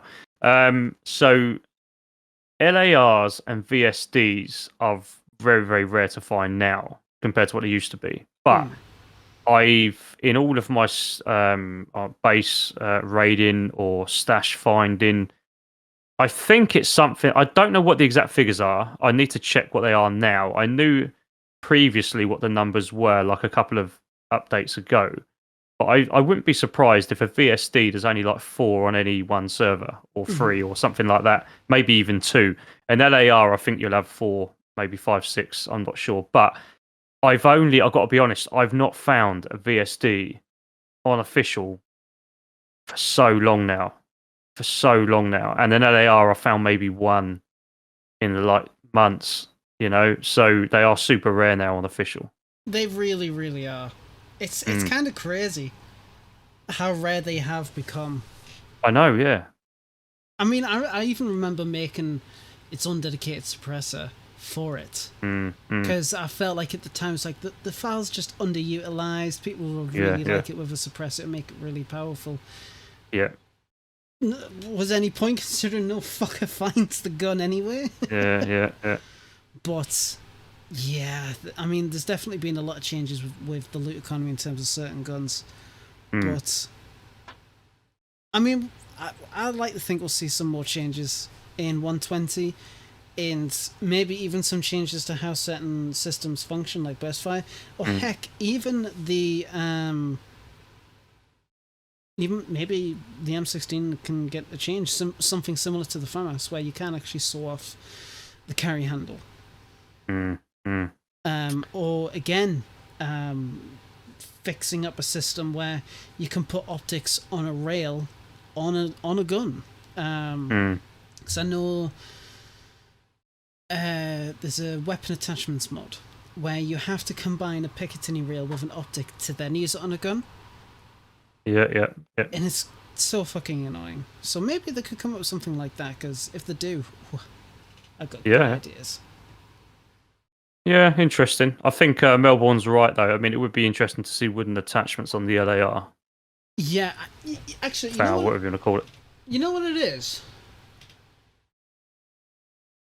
There's a few guns that have attachments, but there's only 3 platforms that actually have attachments. Like, you got the MP5, you got the M4, and then you got the AK platform. Yeah.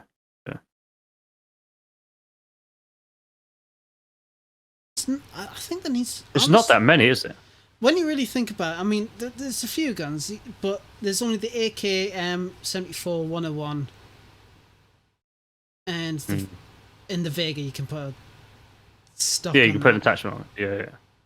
And then you got the M4, and then you got the MP5. USG Melbourne Sound. You can only put a suppressor and optic on that. Yeah, that's it. When we mean attachments, we mean something that you can customize a gun with, like, the stocks and, your handguards, stuff like that. I'd agree with what Riz just said as well. The 101 needs some love. I agree. That's been left in the shadows, isn't it? That has proper been left in the shadows. Oh, it absolutely has. Absolutely has, yeah. And that gun is the exact same model as the 74. It is literally just a 74. But different ammo, yeah. Red 9 with a wooden stock.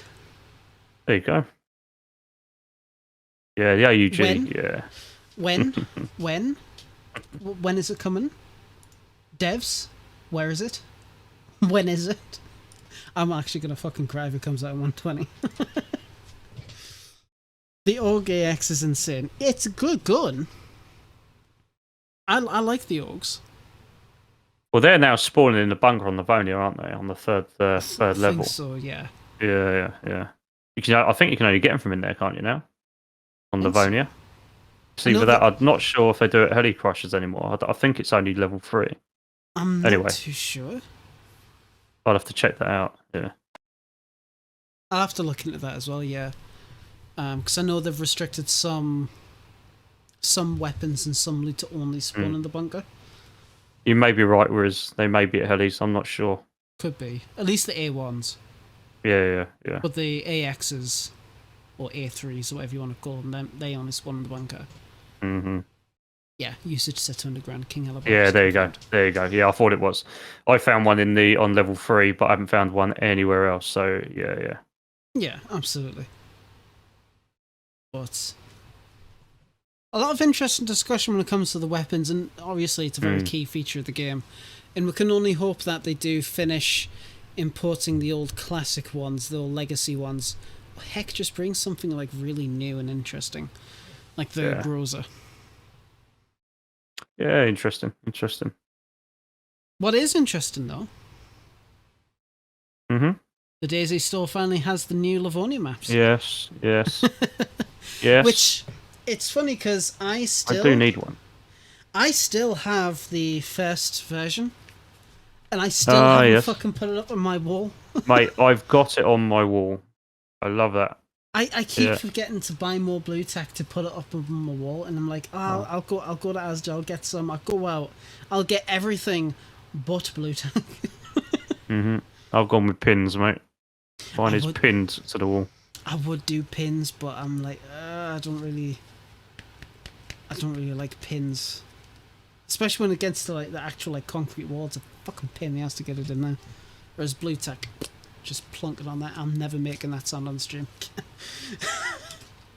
But yeah, so the new maps have finally released for Livonia, which is really fantastic. So I love it.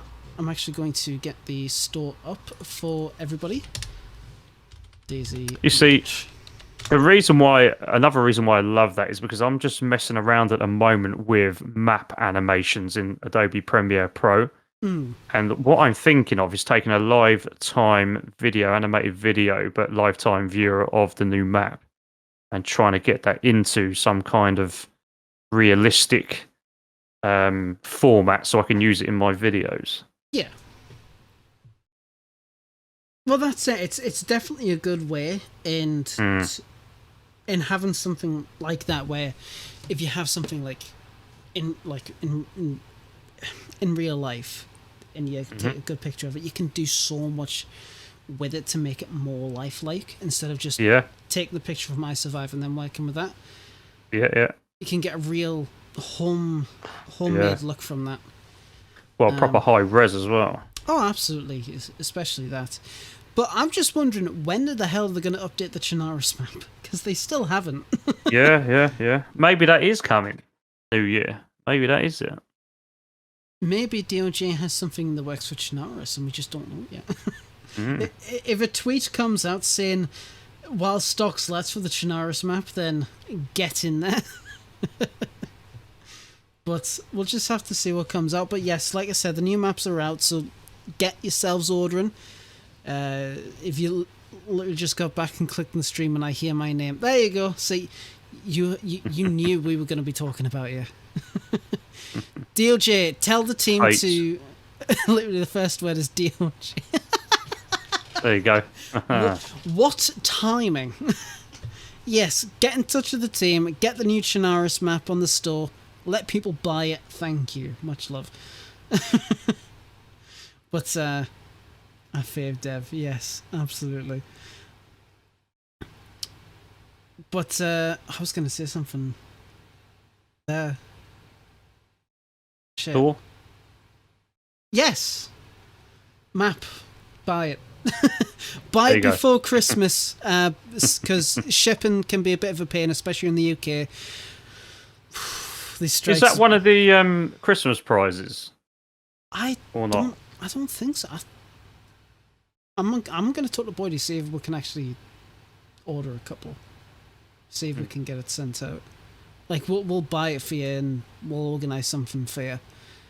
I think that would be a good idea. Let's talk to Boyd about that. Let's see if we can add that the prizes for the Christmas show, which by the way is happening on Saturday the 17th. It's going to be really, really exciting. Hope you guys attend. Are you looking forward to Christmas hats and all? Yeah, Christmas hats and all, mate. Christmas jumper, all of that. I've got to go and have a look at. I'll have to find my Christmas jumper. I need to get a hat, man. I haven't got a hat. Actually, I wonder, do we...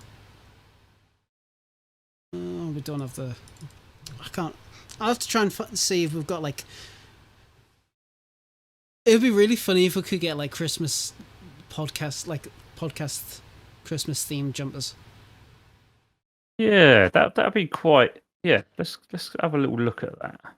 Could be good. What with the DayZ logo, with the podcast logo on?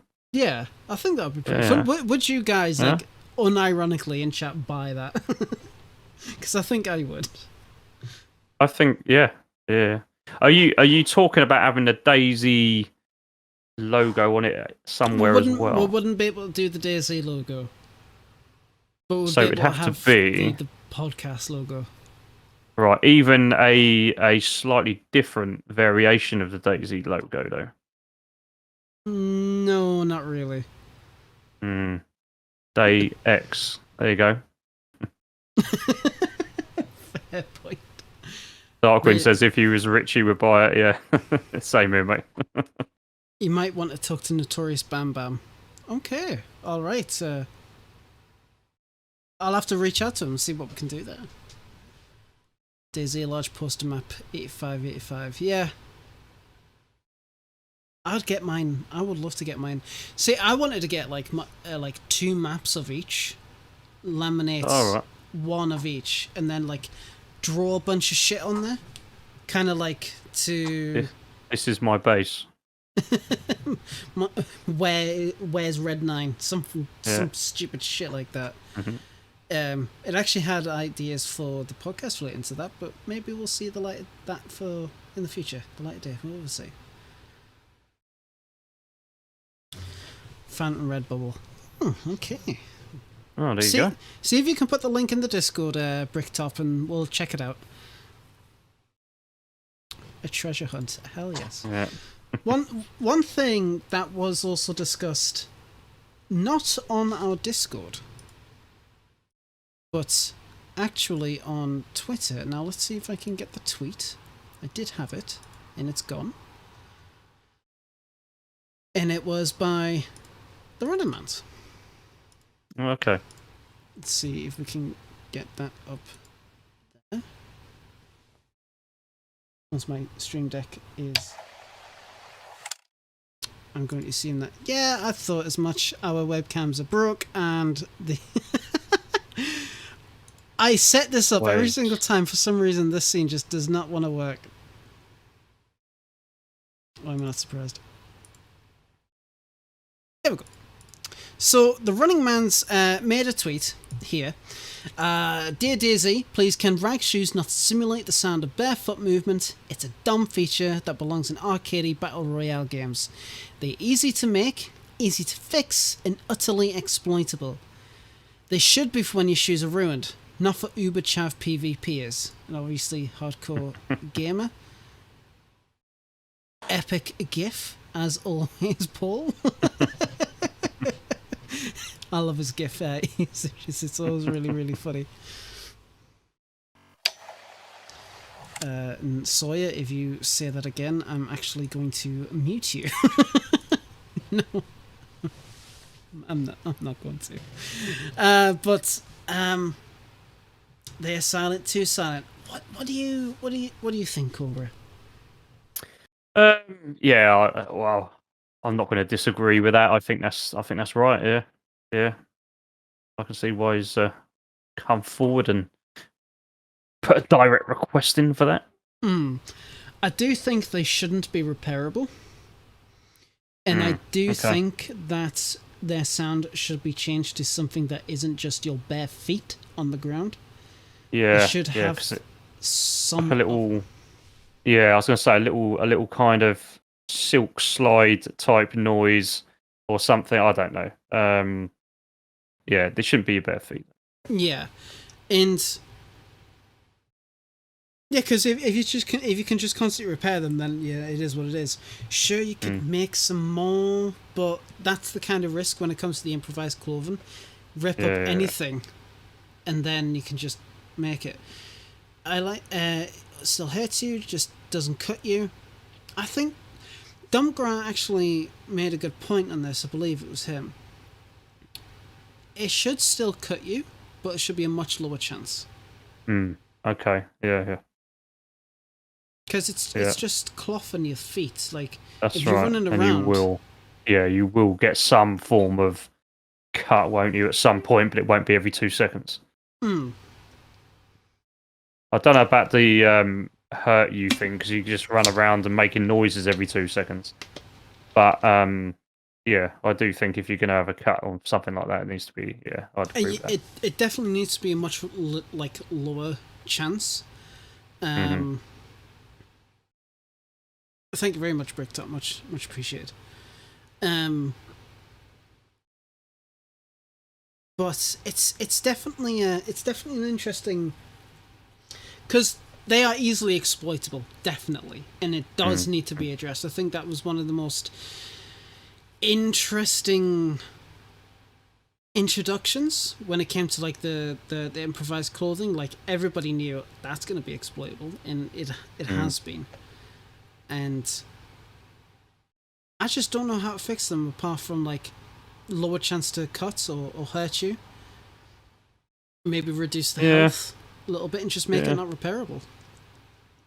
I mean, maybe slow you down a little bit, I'm not sure. You're not going to run as fast with rags on your feet than you are with shoes on, aren't you? I mean, unless it's like tightly bound around your foot, so it's not really... Proper tape though, isn't it? Yeah. Yeah. Yeah, because if it's just like loosely tied around your feet, then you're going to be like, oh, this is a bit weird when you walk or run. But when it's like tightly bound around your foot, yeah.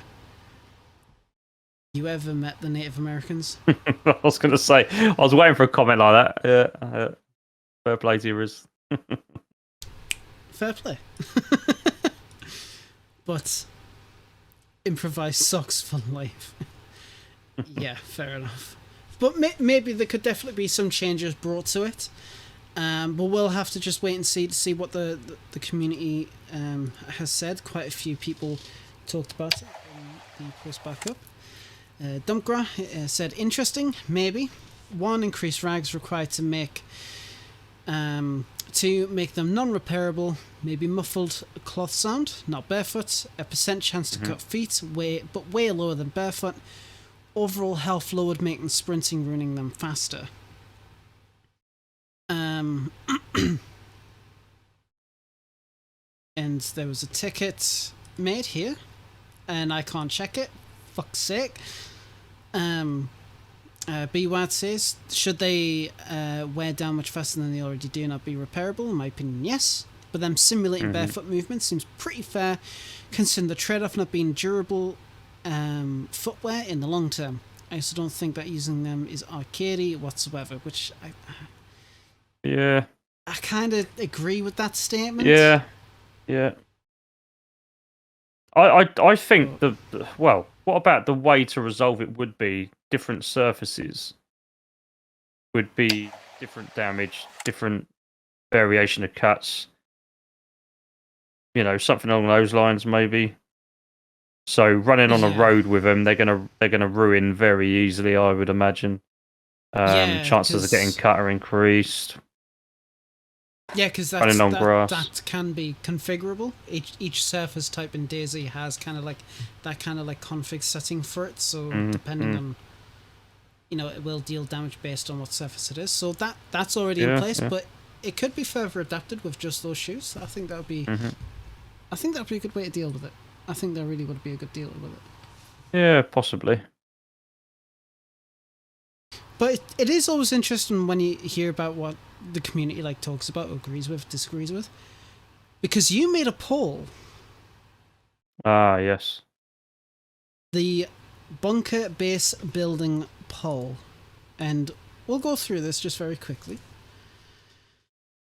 I'll bring up the latest. Have you got it up? Have you? I've already got it up. Okay, so how many votes is it on now? Is it 400 odd or something like 390 odd? 357 votes. Okay. 70% have voted no building.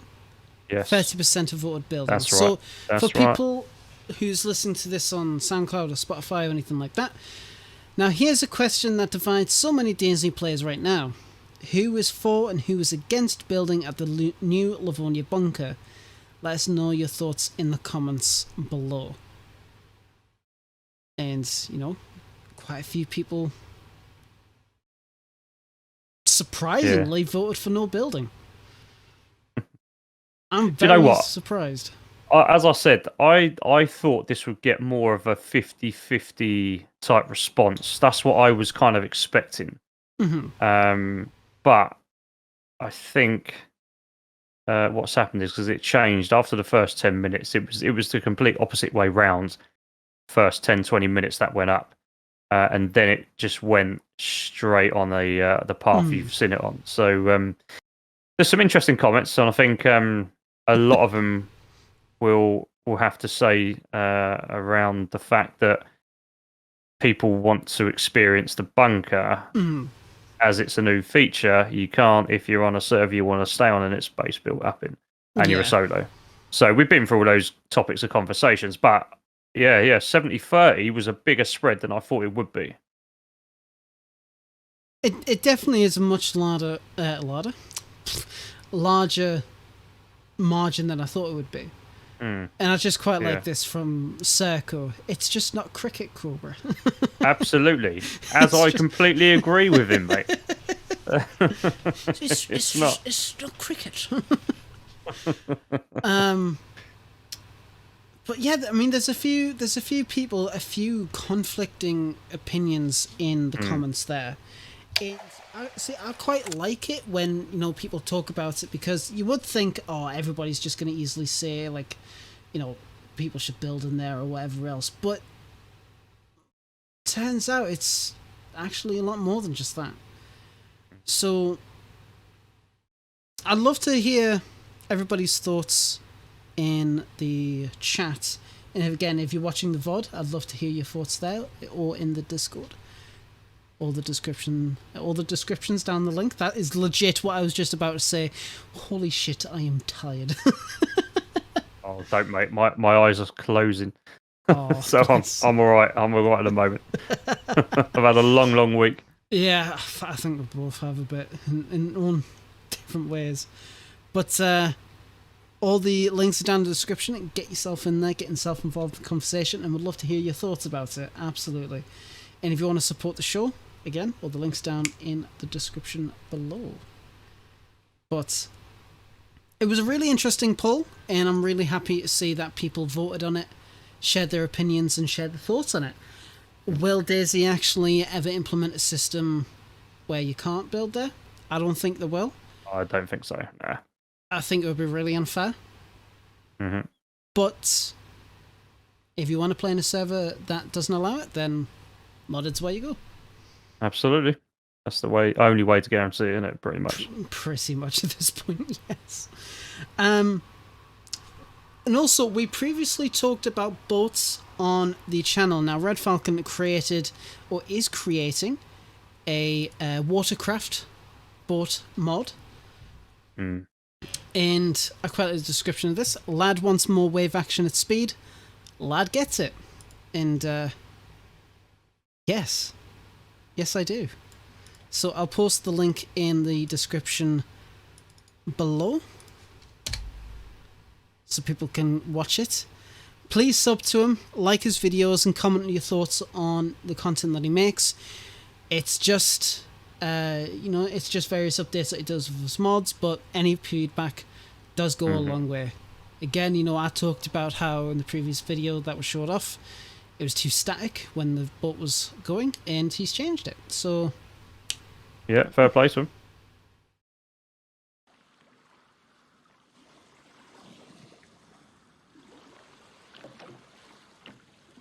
Am I even showing off the fucking video?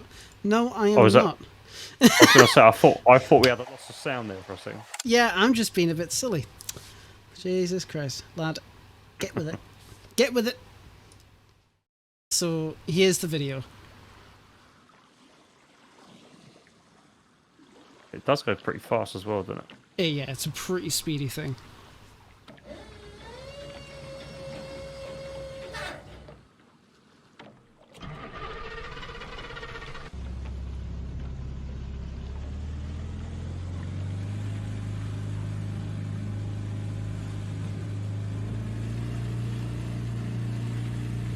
Yeah, it's a lot. I think it's actually quite a bit faster than it was, isn't it? I think it might be, but yeah. Cool mod though.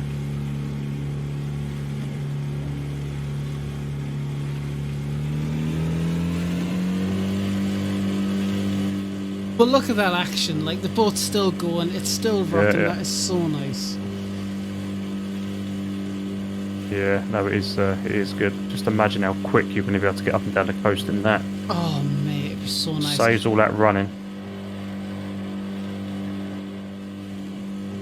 It is absolutely brilliant. Yeah, he's done a really good job, hasn't he? You know what he actually has, and he actually uploaded a couple more videos since then, which I do kind of want to like quickly go through. And one of them is All Hands on Deck, and I'll post this video in chat as well.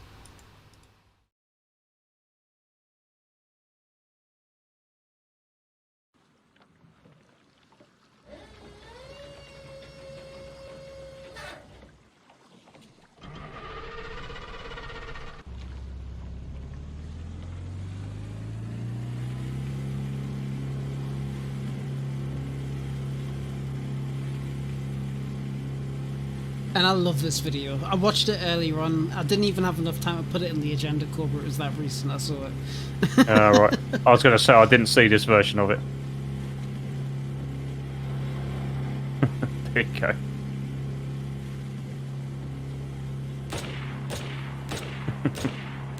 I love that. It's class. That's cool. Yeah. How many people can you fit in that?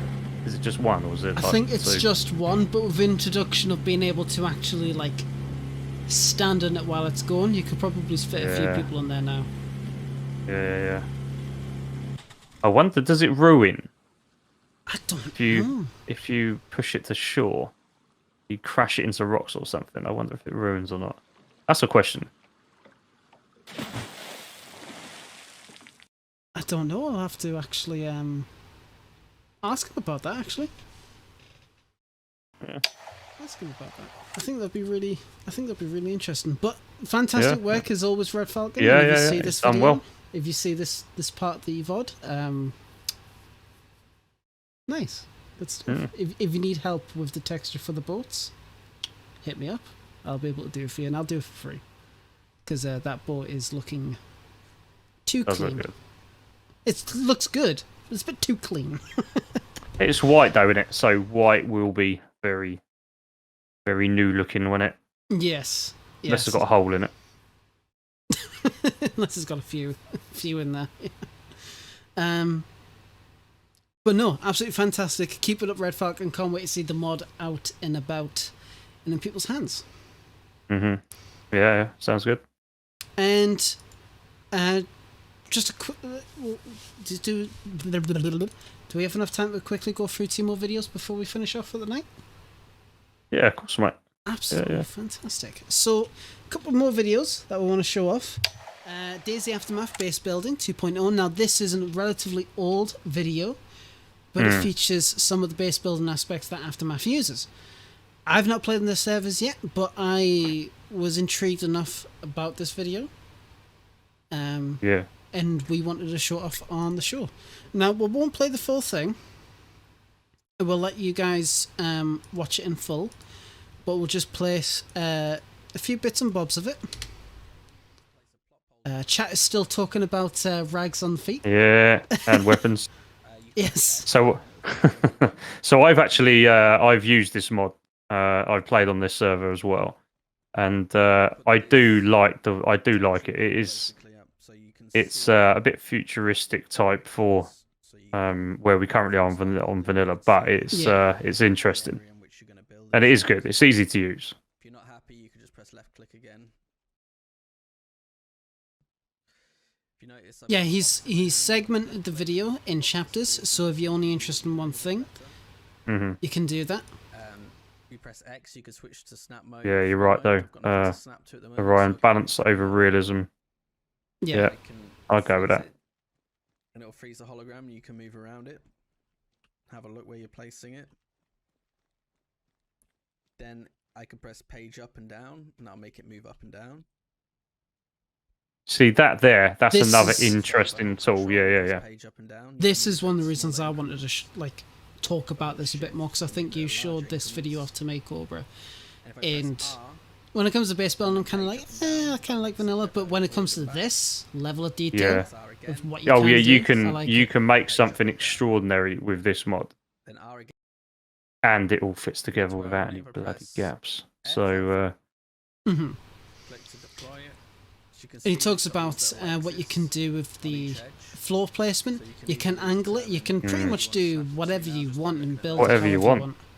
yeah, So say if I want to put And it it's here, really, really good. and I change the axis to Y. And he's, changed the axis. Get it to where I want it. If I press It's so good. You could probably create a really nice, fun ramp to drive off of as well. you could build that all the way across. Yeah. It's Oh, going to that's take you a impressive. couple of months, but yeah, A little bit of time, but yeah. to get all the resources. Yeah, And then you can use page up and page down still. And you can do the Press R same again kind of stuff to with. move it back and forth. So I want it at the back. yeah. Oh, Adding God. that on You can get it does look good, pretty doesn't it? much perfect to how. But that's all I'll show for this video. Do check the video out and try out playing on DayZ Aftermath. I believe they're still going. They'd be pretty awkward they if are. they weren't. Yeah, they're still up. But absolutely, try out the servers, try out the base building, let them know what you think, and I'm pretty sure. Again, this video's 8 months old, so they've probably added new features. But yeah, check it out. Absolutely. And one more video, which I won't play the music of, but I will include the link. I watched this last night, and so I'll quickly put my webcam on because I don't know if Cabela's watching this. So hello, but I remember when Banner first came out, and I've said this on the show before, but I was very critical of the map. I did not like it.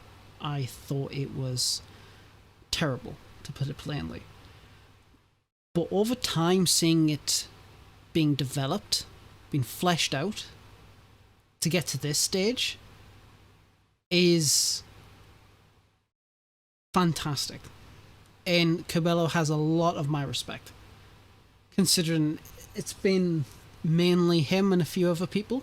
I mean, I've helped. I helped import the Singularity cannon and worked with the people there to make that a thing. It still makes me giddy when people use it. But this video was really awesome to watch, and the music really tipped it off. And I'm sad that I can't play it with audio. I'm just don't want to get content ID'd, but It does look good though, doesn't it? it does, and you can definitely see.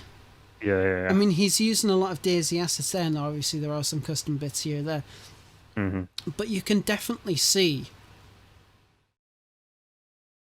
It's not far off, is it? It's not far off at all. There's some really strong resemblances. Mm. Really, really strong. I actually love this map. I haven't played it loads recently, but when it first came out, I was like, yeah, this is one of those eventual new ones. We'll see what it's like. But it has grown again. It's grown on me a little bit more. But I do like the actual layout. I like the features. I like the detail on the map. Absolutely, and I love it as well. Again, the detail that he's put into it. He's made his own little changes here and there. Yeah. It's nice to see. It really, really is nice to see. Well, I mean, look at that. It's literally bar the DayZ assets. It's the same, isn't it? Pretty much. Same kind of layout. Even here, like this part Yeah. here. So I mean, it's crazy. It's so good. Yeah, I agree. I mean, this is I quite like this. I was surprised by this. It's a bit on the small side. Yeah.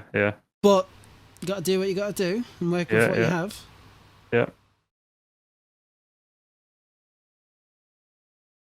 Now this, I'm really interested to see if I can replace this tower for him. I'd love to make a custom asset for it.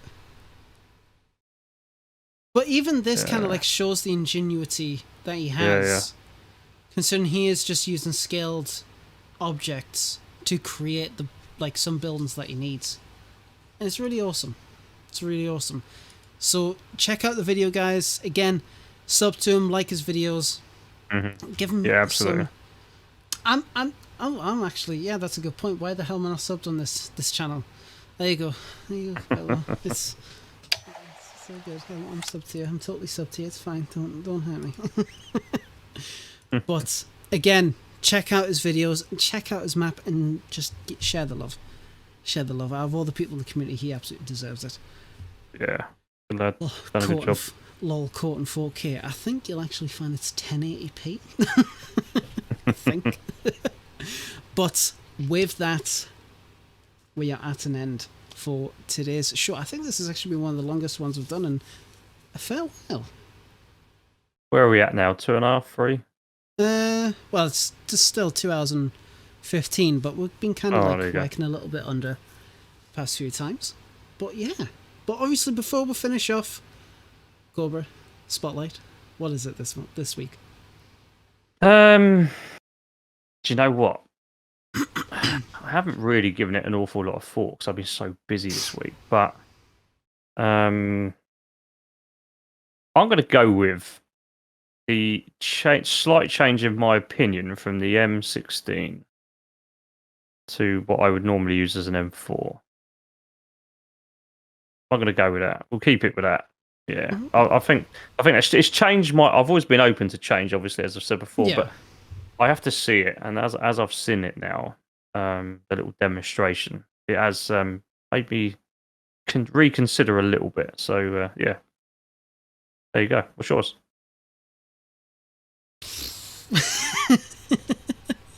I don't know. I don't know. No, but that is actually like a really awesome spotlight, and it's good. It's good that you can keep an open mind, and when new information comes out, it's good to kind of reflect. And yeah, awesome. Absolutely. I mean, it's all good being stuck in your ways, having your favourite gun, having your favourite area on the map or whatever, but you never really truly experience the game, I don't think, until you have accepted loads of different views and tried it all out properly for yourself. So there you go.